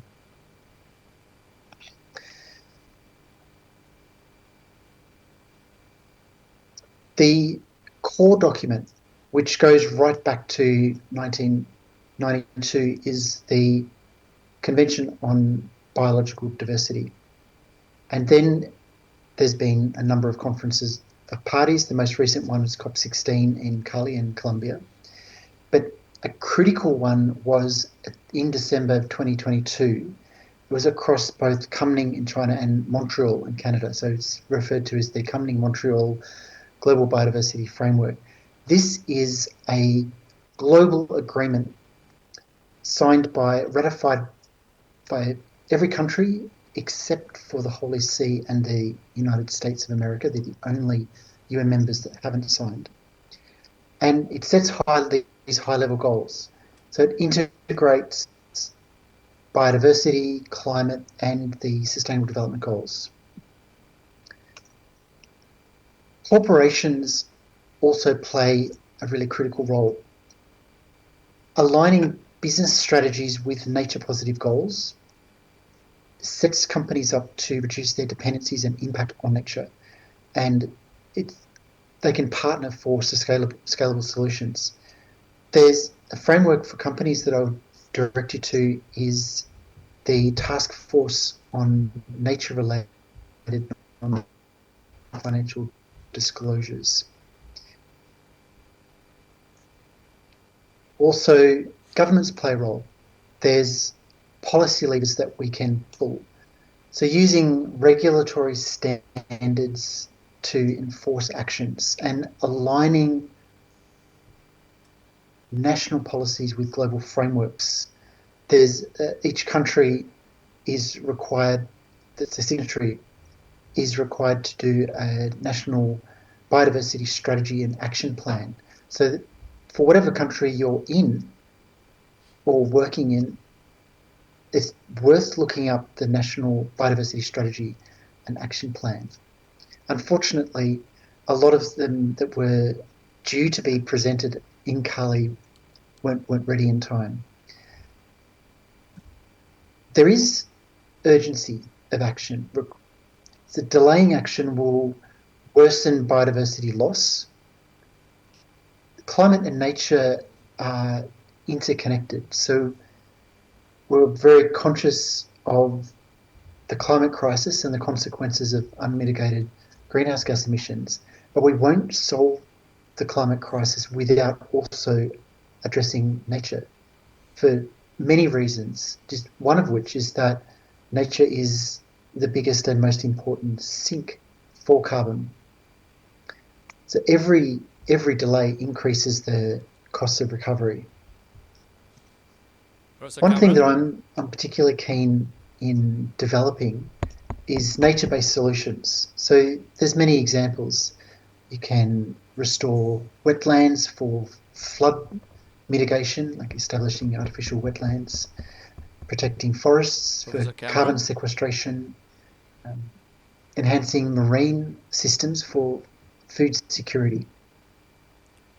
I'm currently running an accelerator called EcoLaunch, which is for startups focused on nature-based solutions and biodiversity conservation and ecological restoration, nature tech. There's a lot of scope for collaboration and unity. So collaboration accelerates scalable outcomes. Find out who's doing what, where are you in the ecosystem, and then engage with governments, NGOs and business, and look for opportunities for synergy. Because it may take long and so I'd like to invite you to align with this vision for 2050. So we can achieve sustainable coexistence with each other and with the planet. We can protect biodiversity for planetary health and ensure future generations inherit abundance. So I want to leave you with just 3 things. If you remember only 3 things from this: halt and reverse nature loss by 2030. Let's have more nature in the world in 2030 than there was in 2020. So we at least get back to what was there. And this is the axiom to remember: protect the best, restore the rest, and invest. It obviously doesn't have. So thank you. With that, I'm closed and open. I'm open to questions, but I'm conscious there's a delay. Are you with us? Here you go. Yes, you're now with us.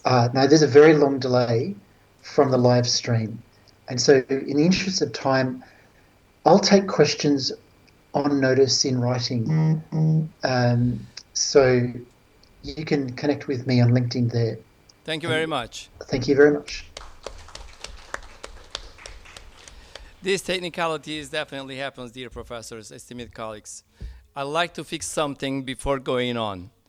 Although I have said about the coffee break, there are a lot of people online joined us, so there is no need of that kind of break, but everyone is free to go out and take its own coffee to relax a little bit. Meanwhile, online session will continue. Dear colleagues, esteemed colleagues, professors, everywhere here, I'd like to thank my panelists over here. There were a lot of good things over discussions, many datas, many informations. We are all aware of innovation. Many universities, almost all universities are putting attention on innovation centers, using students, not always professors. Please be aware that we need students also involved on our innovative minds in our hubs. That is the most important things. Second, I will welcome Professor Yildirim to think about our smart cities issues, but I will close the session from Professor Cameron's presentation. We must invest on nature. This is true. Thank you very much. Professor Luisa, the floor is yours. I kindly ask a big applause to my panelists, by the way, before them to go in their places. Thank you very much, Professor.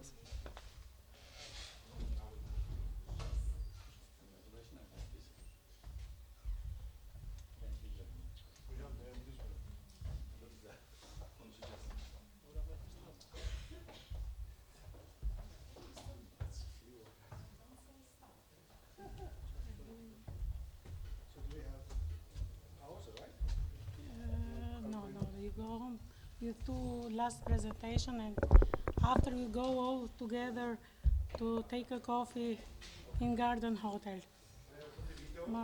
More comfortable. Yes? Okay.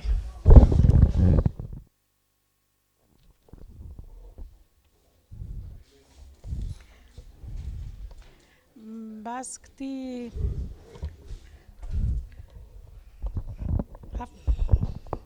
After this very interesting panel and great moderation from Professor Ismail, you save a lot of time, but now need, yes, to go on again in cities and local development with one important and interesting speaker. They come from Argentina, and in this way our forum is for 4 continents, miss only the North of America and Africa buses. Okay, I can go in Albanian. Javier, Professor Javier is ready to present. I lost my... The role of sustainable national government in indigenous and local development, lesson from Argentina and South. It's enough. The floor is for you.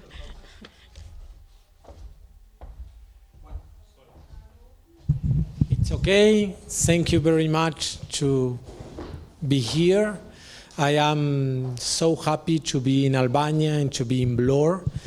I coming from Argentina. You know that there is a long distance between Albania and Argentina, but this is like a long time wish has been fulfilled for me. Thanks for all to Luisa, to Professor Josia, to make possible this opportunity. Thanks to all. I am economist. I work in several universities in Argentina, and I want to talk about the role of subnational stakeholders and government, of course, in indigenous and local development, and to tell you some things about what happened in Argentina and in South America. Yes? First of all, you know that Argentina is a huge country. Yesterday in the dinner we talked about that.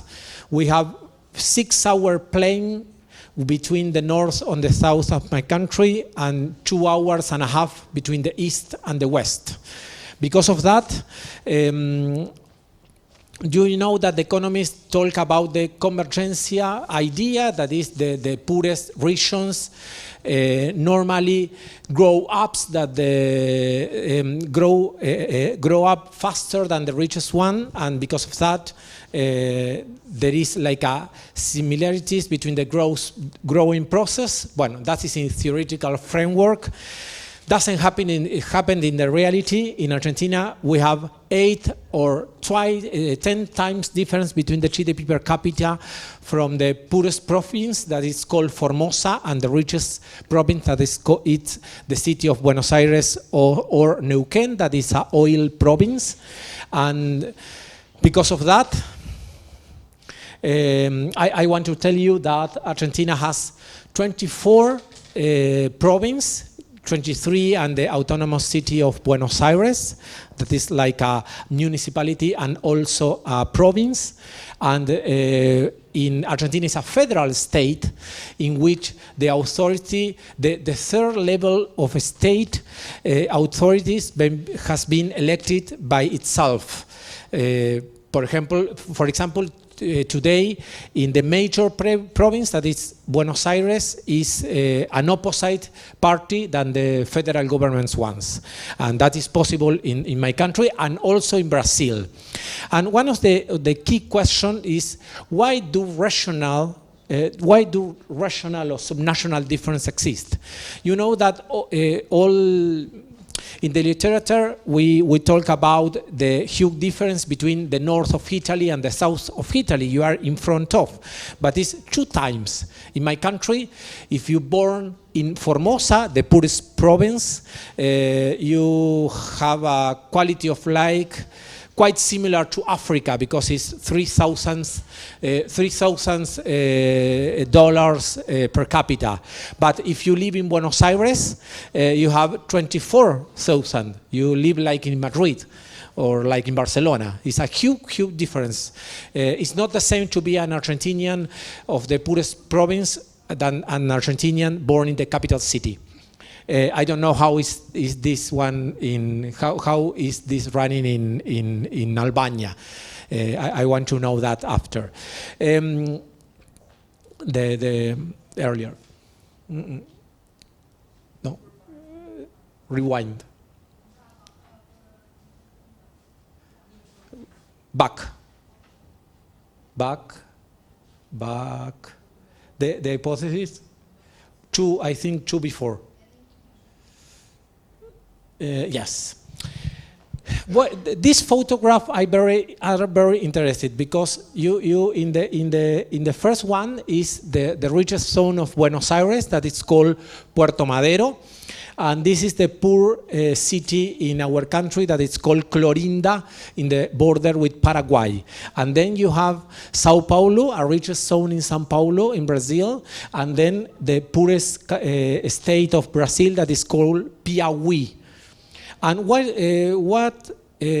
which one was our hypothesis?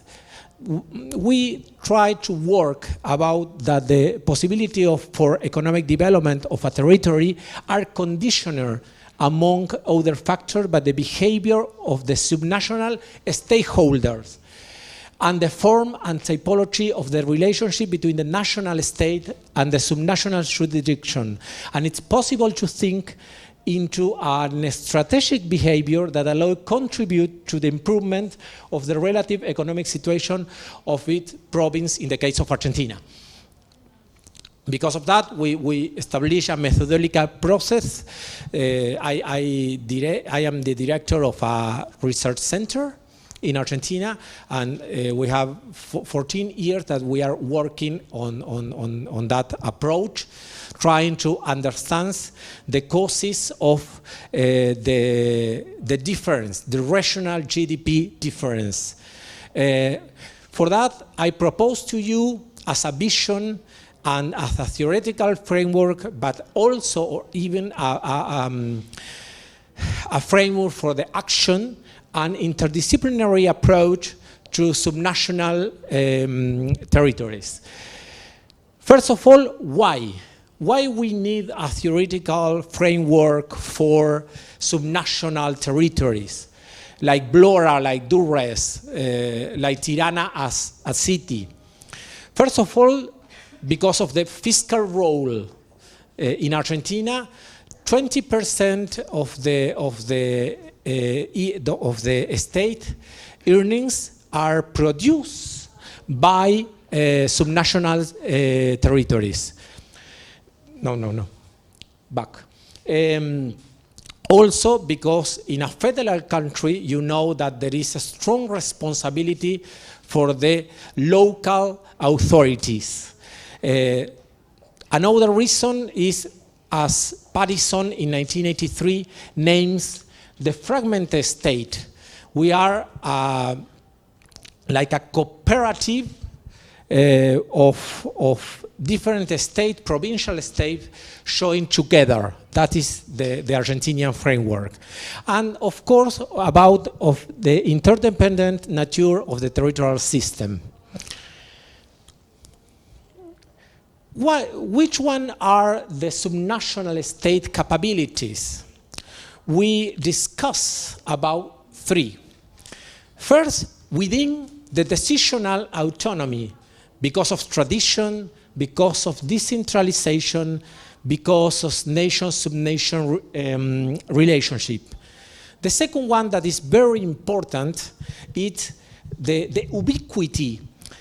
Understood like perhaps a local entrepreneur, for example, from Blora, it's closer to the measure than to the Ministry of Economics, of the economy of the nation.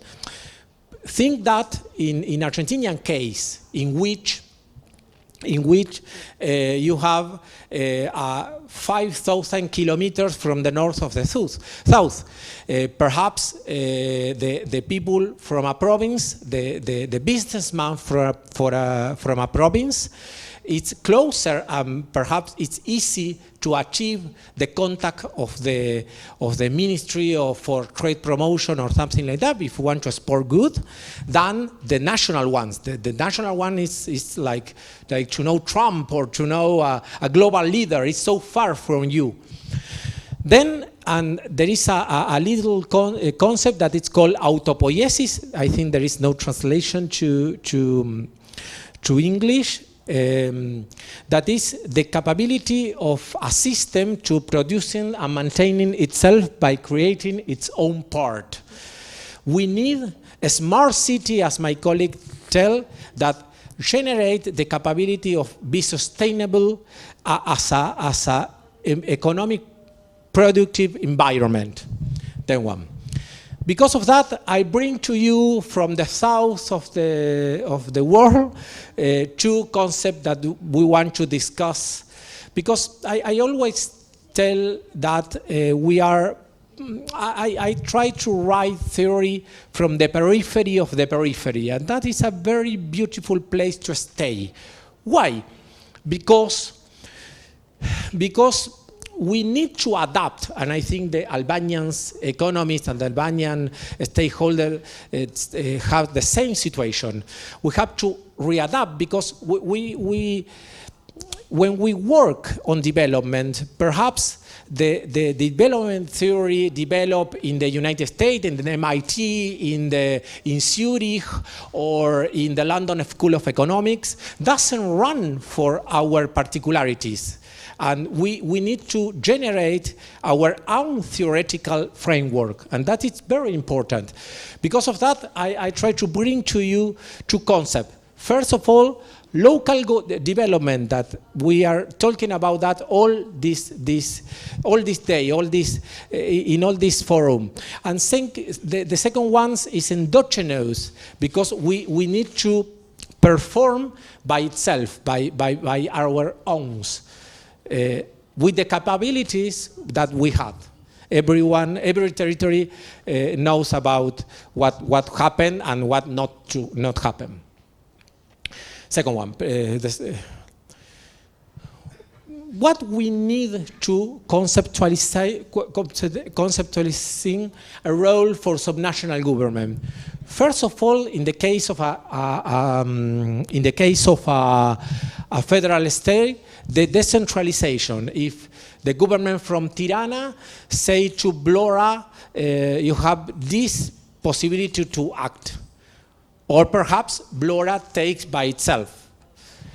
The second is to have a self-agreement. Why us want to be Blora in the future. What Argentina, for example, I'm coming from a province of Argentina that is called San Juan, like the literal translation of Saint John. What the people from San Juan want about its future? And that is a very, very key question. And for that, I want to introduce two concepts. The first of all is the strategy. But the strategy in terms of a military, but applied to politics. Why? Because we need to think on development as a methodology for decision making in context of uncertainty. And we need to be based on a conflict as a basic situation. Perhaps if there is research to have a port in Vlora, perhaps these resources are not going to Durres, for example. And for that, the development research, are of course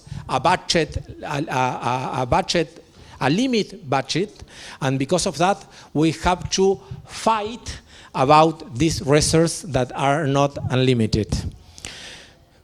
Because of that, I propose to you a strategic action.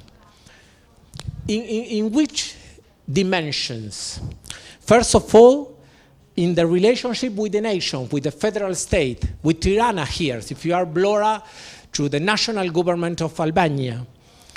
Of course, about the resource planning and investment, the attraction of investment, that is very important, the leadership, if you have a measure that has a lot of voices in the national framework, that is key important, and institutionality, that is very, very important. This is like a strategic gaming that we propose in the theoretical framework. This is the S1 is the actual development level of the subnational territory. And of course, for example, the S1 is the Vlora now. And perhaps its stakeholders want that Vlora stay in S2. And this is our wish, but we have a conflict with another territories. Durres, the city in front of Corfu, I don't remember the name, Sarana, and yes, Sarana. And this is the other stakeholders that you be in conflict for the research for development. And in this game, you can achieve a situation that is called S2,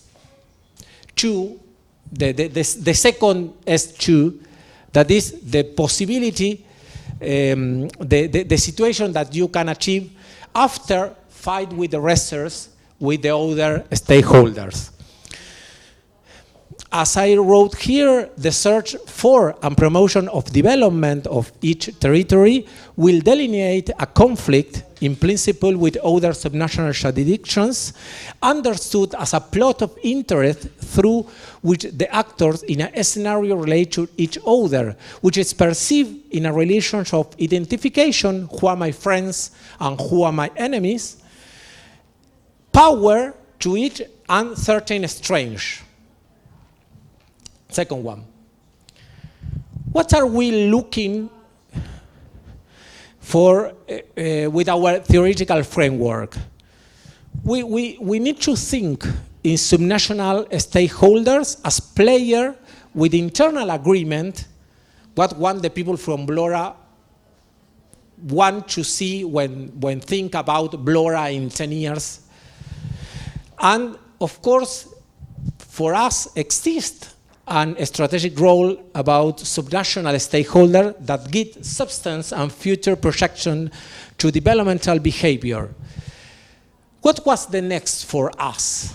The next one is to measure, and we propose since 2017 that we called Subnational Strategic Behavior Composite Index. I don't want to bore you with economic things. You know that the economics, the economic theory is more accurate than anxiolytics and something like that.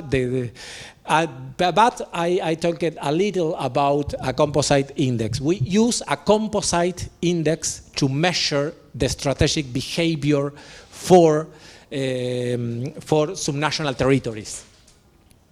I don't want, this is boring, this is for economists, but we measure our index with three dimensions: productive environment, subnational fiscal behavior, and subnational institutionality. And we try to measure what happened in Argentina and what happened in Brazil. That was the application of the index to the Argentinian province, and also we did with Brazilian ones. This is my country, and as you can note, the darker province are the Patagonics and the Central Province. This is not strange because the Patagonian province, it's oil industry that is very important, and you know that Argentina is an agri-food country in which the soya change it's very important, and because of that, the strategic economic productive environment is around the oil and the soya and the soya production. This is the measure, and we rank all the 24 provinces. And we measure the movement inside the ranking. The follow. This one is another measuring of this. A role for subnational stakeholder. A recap about that. Has the traditional central government initiated or large-scale market-driven development paradigms failed? I cannot say yes, but I propose to you that we share visions orientated from the top, from a vision to the action. Also from the bottom, yes, and we share that. Why we have to take action? Bueno, for us, development is not acquired only for exogenous impulse, nor is in the result only of the endowment of productive factor. And because of that I don't, is not translated in Spanish, I think that the subnational stakeholders has become in a key factor, in a key dimension for the development of the society and to improve competitiveness. This is one a graph, a picture about that, in which the productive economic environment conditioned by a subnational institutionality runs with a fiscal behavior and a relation with the federal or national level. Of course, we are moved by external factors and other province or state, but all of that constitute a role for subnational stakeholders. This is the four corners. When our index it's closer to zero or the minimum scale, we can think about stagnant territories with no strategic roles for a stakeholder. Of course, if our index is high, but the move of the GDP was low, we can think about a low impact strategic role. When we have a high difference between GDP but no strategic behavior, we can think about an exogenous growth, and what I propose to you is to achieve this corner, that is a strategic role, high value of the index with high growth in the GDP per capita. Of course, this is a strategic role with endogenous growth. That is where I want to stay and where I want that the territories, the province where I work, stay in. Example of a strategic behavior that I heard about that during the entire day, it's, for example, establishment of development agency or business development centers. I heard about that, about the major today. Strengthening of productive cluster, productive linkage, enterprise network, as my colleague says. Local labor market promotion and qualification of the labor force, that is this is very important. Rural development programs, that is important. Control designation of origin that Elena told to us is in Argentina is important. The Argentinian wine, for example. Land use planning policies, that is very important, and training of local development agents. That is very, very important. In terms of subnational fiscal performance, modernizing tax codes, integrated finance administration system, which in Spanish is SIAF, Sistemas Integrados de Administración Financiera, fiscal responsibility laws and implementation of fiscal belts, and debt reduction management. Institutionality, what can we do about subnational institutionality? From general constitutional reforms in province to tax code reforms, and in relation to the relationship with the federal state, leadership by oppositions, extra-party agreement, support for national policies, and strengthening the local level by ignoring local jurisdictions. Discussion, conclusions, and lesson learned. It's not a conclusion, it's just to propose to you. First of all, I try to talk to you here in Albania about a scope for subnational approach. We need to think in a local way. I think that the regional development is for the macroeconomics, like the primary school to the university. You need to start for smart cities. You need to start to a territory that improve his productive environment, and you need to think regional. And it's important to me, coming from far away from here, to make this statement. Think regional, think in regional development. Territory, regional as a unit of analysis. Thanks. The second one, I propose to you to use composite index as a theoretical framework or tools to analyze the regional scenario, and that is very important. The third one is I really has a commitment with the role of local government and stakeholder in indigenous development. You should have a strategy providing an interesting and original vision. No one no one from abroad of Blora think really in the region of Blora. The development of Blora starts from Blora, and it's very simple, but it's very smart.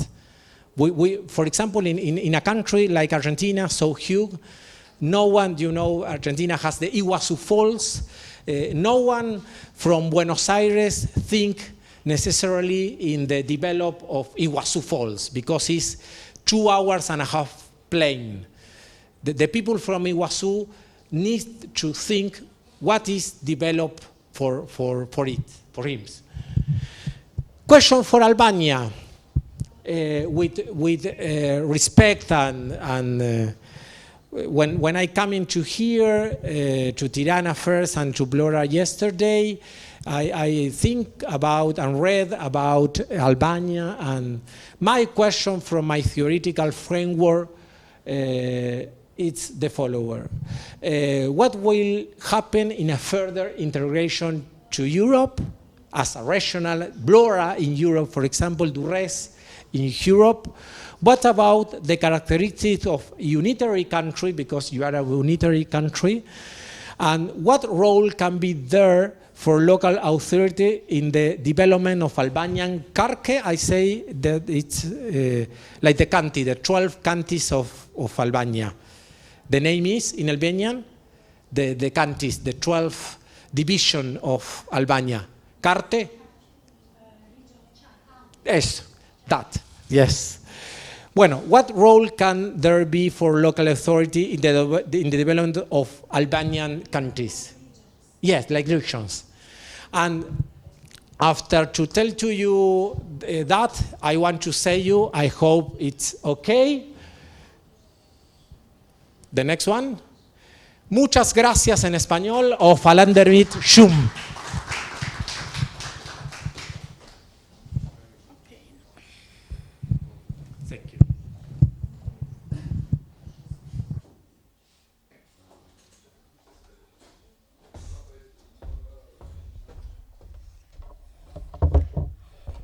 Thank you, Javier, for your presentation.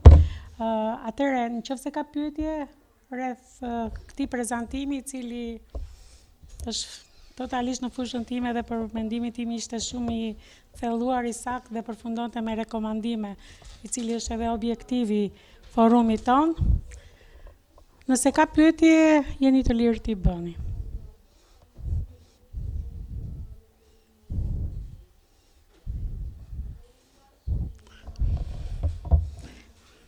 Omili të lutem, syze të në rrëva, s'do lexoj do të tonë. Kur të vish tu haj me gjithë syzet e mia. Okej. Atëre erdhëm me folsin e fundit, prezantimin që është përsëri në temën e qeverisjes lokale dhe të zhvillimit lokal. E arritëm kohën falë përkushtimi dhe duke qenë një polici I mirë I kohës së profesor Ismailit, se nëse do t'ishte në dorën time, ne do ishim shumë, kështu dhe do na mbylli dhe Zoomi ndërkohë. Mili, kemi avokat Emiliana Ajrullan, I cili do të flas për diçka konkrete duke konsideruar ndoshta edhe këto punime që ne bëm sot.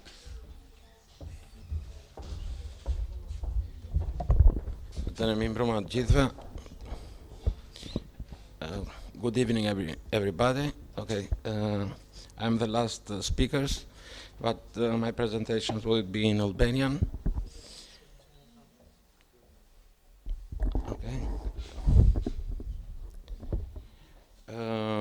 Prezantimi im ka të bëjë me adresimin e ri politik të Bashkimit Evropian, si dhe plani I ri I zhvillimit për Ballkanin Perëndimor, të dyja këto dy procese paralele që po bën Bashkimi Evropian edhe për vetë Unionin, por edhe për Ballkanin Perëndimor me qëllim zhvillimin dhe rijen e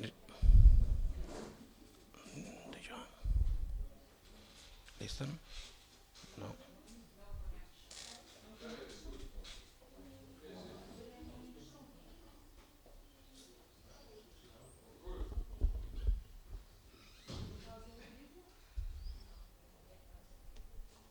Okay.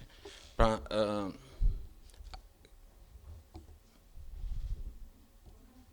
Okej, ky adresimi i ri politik i vet Unionit edhe brenda Unionit, por edhe për Ballkanin Perëndimor. Kështu që metoda e re e qeverisjes si përgjigje ndaj sfidave të ardhshme të Bashkimit Evropian në kontekstin e Next Generation UA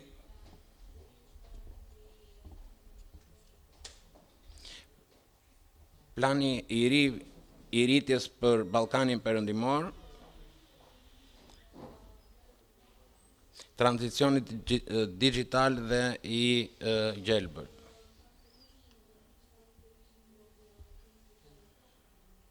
Pra, Bashkimi Evropian është një pikë kthese vendimtare, duke u përballur me sfida të shumta komplekse që kërkojnë zgjidhje inovative dhe efektive të qeverisjes.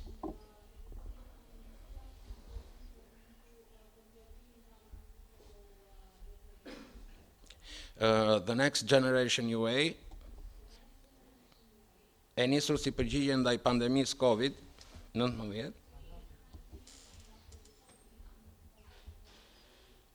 përfaqëson një hap të guximshëm drejt adresimit të këtyre sfidave në mbështetje të rëndësishme financiare dhe forma transformuese.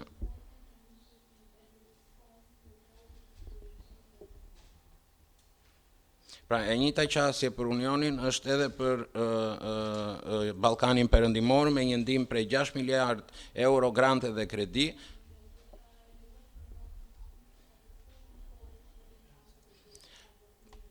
Për të afruar ekonomitë e rajonit me Bashkimin Evropian.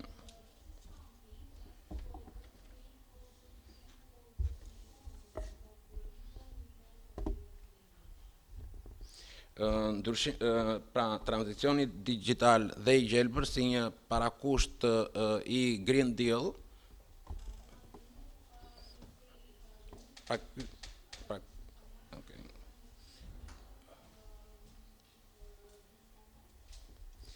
Pra, The Next Generation UA pranon se për të ruajtur konkurrencën dhe qëndrueshmërinë afatgjatë, Bashkimi Evropian duhet të marrë drejtimin dhe tranzicionin e gjelbër dhe atë digital.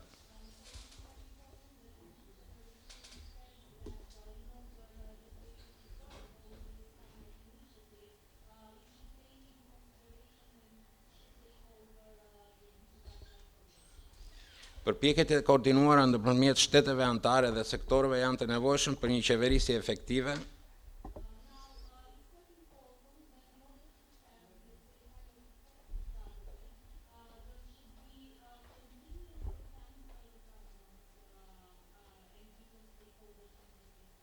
politika që mbështesin inovacionin, qëndrueshmërinë mjedisore dhe përfshirjen digjitale.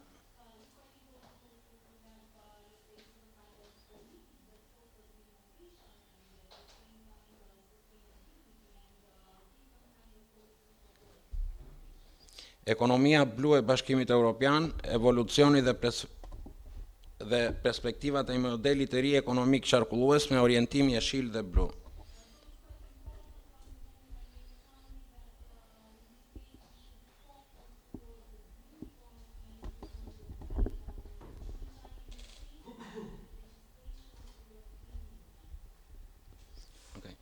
Ekonomia blu dhe marrëveshja e gjelbër evropiane si një paradigme e një modeli të ri qarkullues të zhvillimit ekonomik, social dhe mjedisor,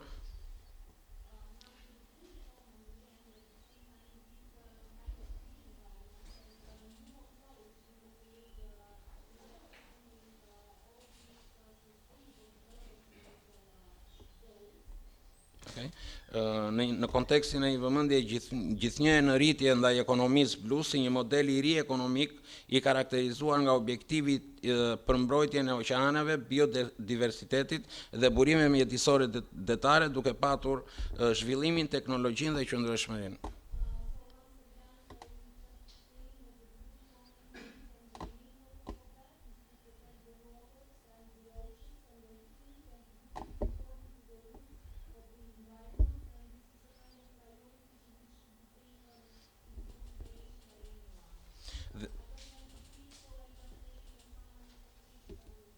Dhe dikton një nevojë më urgjente për të ndryshuar modelet aktuale të sjelljes.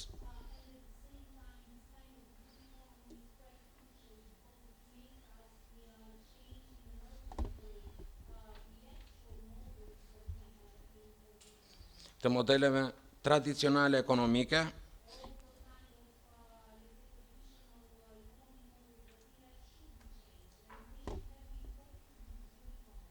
falë shndërimit të metodave të konsoliduara të prodhimit sipas një vizioni qarkullues të orientuar drejt politikave të gjelbra dhe blu.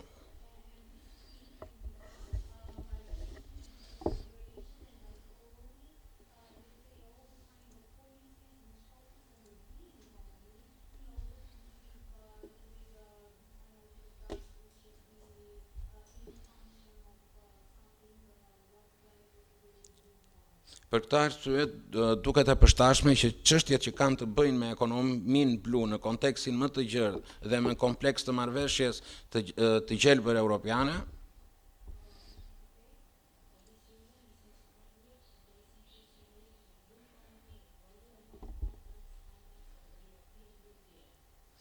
e cila deri më sot përbën kompleksin rregullator më kompleks që synon tranzicionin qarkullues në nivel të Bashkimit Evropian.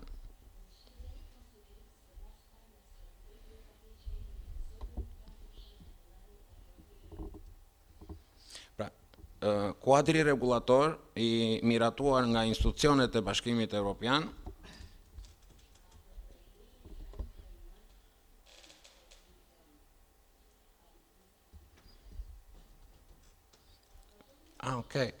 qëllimi I cilës u identifikua në mënyrë specifike nga ekzekutivi evropian si nevoja për të përmirësuar klimën.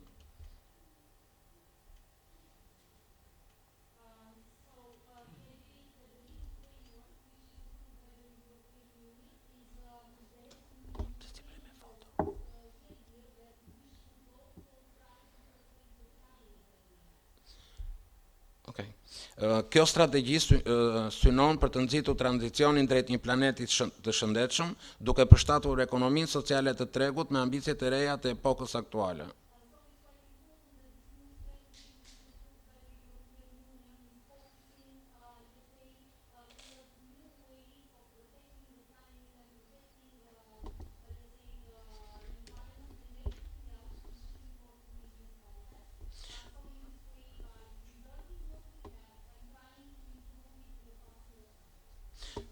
Komisioni nëpërmjet një sër veprimesh të përfshira në marrëveshjen e gjelbër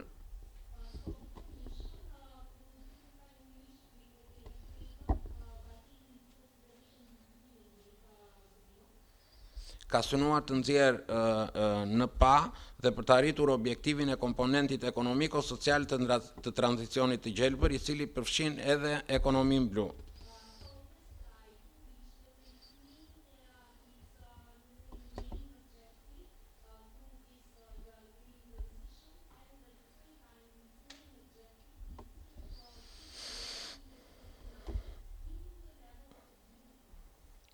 Pakti I gjelbër karakterizohet nga përpjekja për të ripërcaktuar kushtetutën ekonomike evropiane brenda kuadrit të parimit të zhvillimit qëndrueshëm.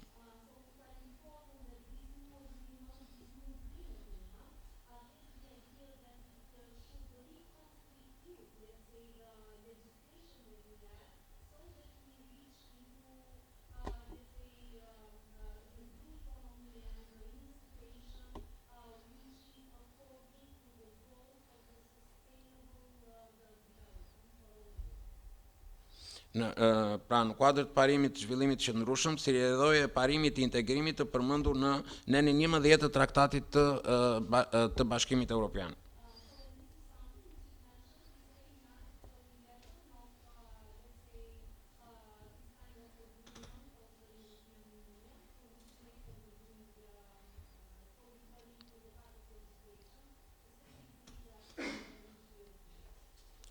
Nëpërmjet një politike për të rinovuar industriale dhe zbatimit të masave që synojnë promovimin e procesit të dekarbonizimit,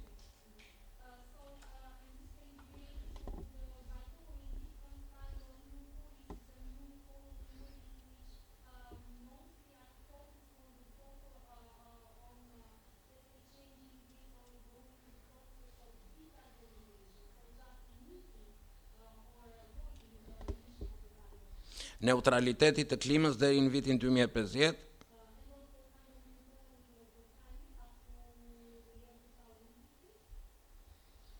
Okay? Pra këto politika të reja të promovuara nga Bashkimi Evropian, i ekonomisë blu si një model I ri ekonomisë të qëndrueshme,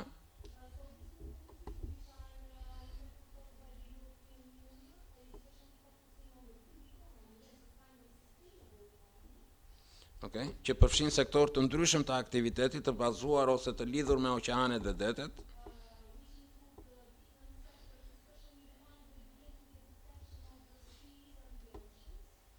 pra dhe çfarë rezultatesh mund të priten prej tyre në periudhën afatmesme dhe afatgjatë.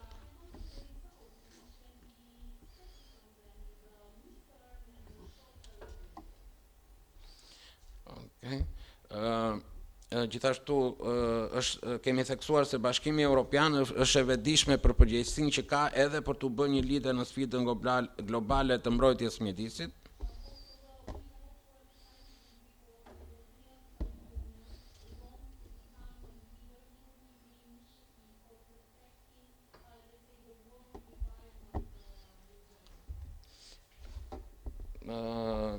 Tani, përsa duke qenë se nuk dua të ndalem shumë gjatë në marrëveshjen dimensionin blu brenda marrëveshjes së gjelbër, se edhe parafolësit kanë folur.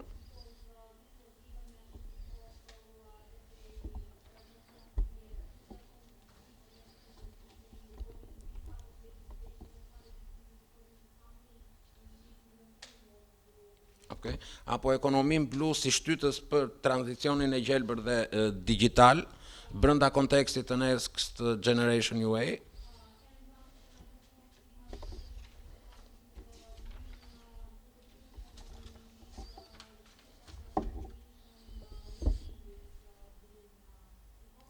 Okay. Pra, rolin që duhet të kenë entet lokale, pra bashkitë, rajonet,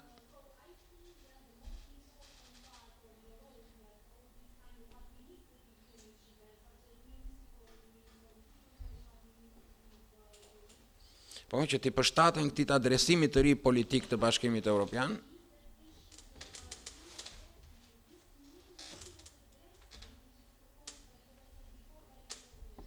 pra si një marrëveshje e gjelbër going local.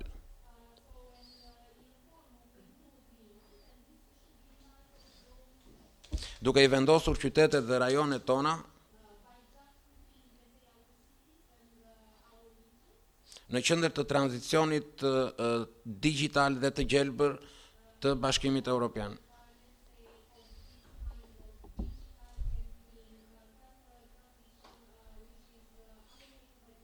Drejt neutralitetit klimatik.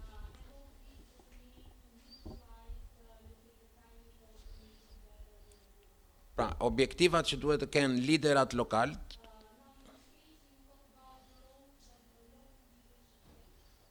pra të mobilizojnë strukturat e tyre vendore,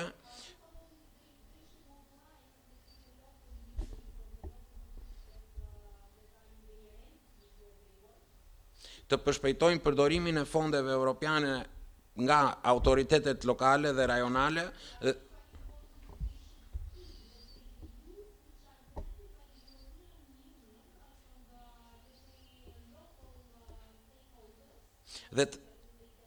dhe të rrisin zbatimin e projekteve të qëndrueshme të financuara nga Bashkimi Evropian në nivel të komunitetit lokal.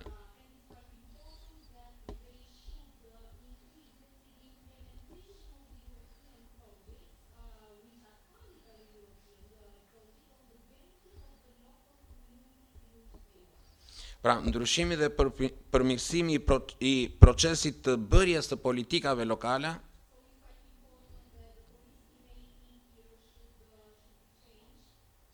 për të dhënë qyteteve dhe rajoneve dhe komunitetit të tyre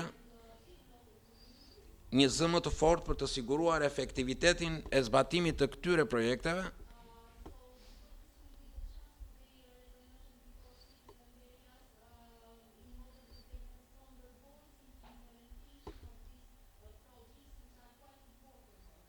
si një qasje më e mirë drejt marrëveshjes së gjelbër europiane,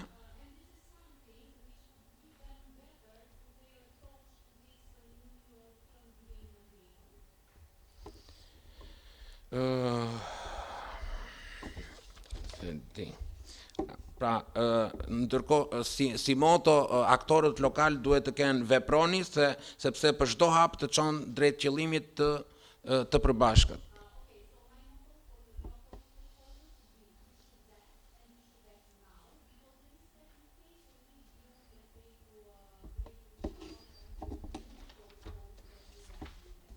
Pra sepse sado që të flasim për politika të mëdha, pra në politika makro që bën Bashkimi Evropian, për sa i përket politikave të prekshme që duhet të kenë komunitetit, se në fundit janë antarët e komunitetit, banorët e një rajoni të caktuar që preken nga këto politika makro, është detyrë e pushtetit lokal vendor që të ketë një zbatueshmëri dhe të ketë një efektivitet të këtyre politikave, si dhe projekte konkrete për të thithur sa më shumë fonde për ekonominë e gjelbër apo atë blu.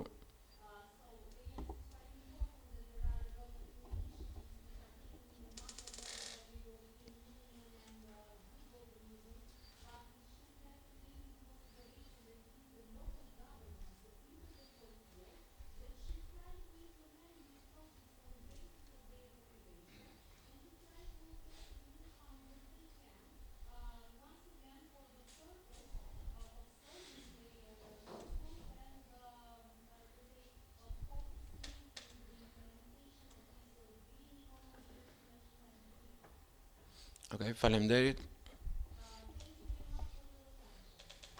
Thank you.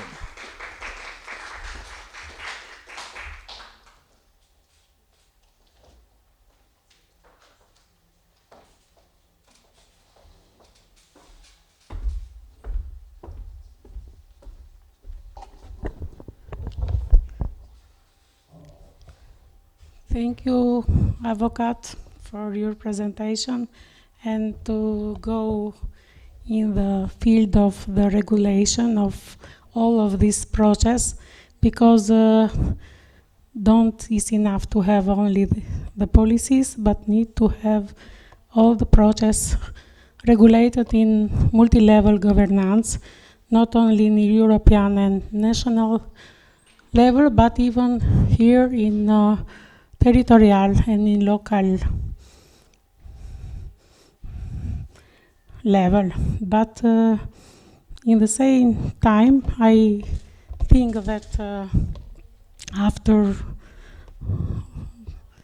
the presentation of Advocate, we are in the end and need to say some words about this long day. And I want to congratulate and to thank you, all of you, and the people in the online, to have the patience to be together and to speak about all of these topics. For the first day, I think that all program is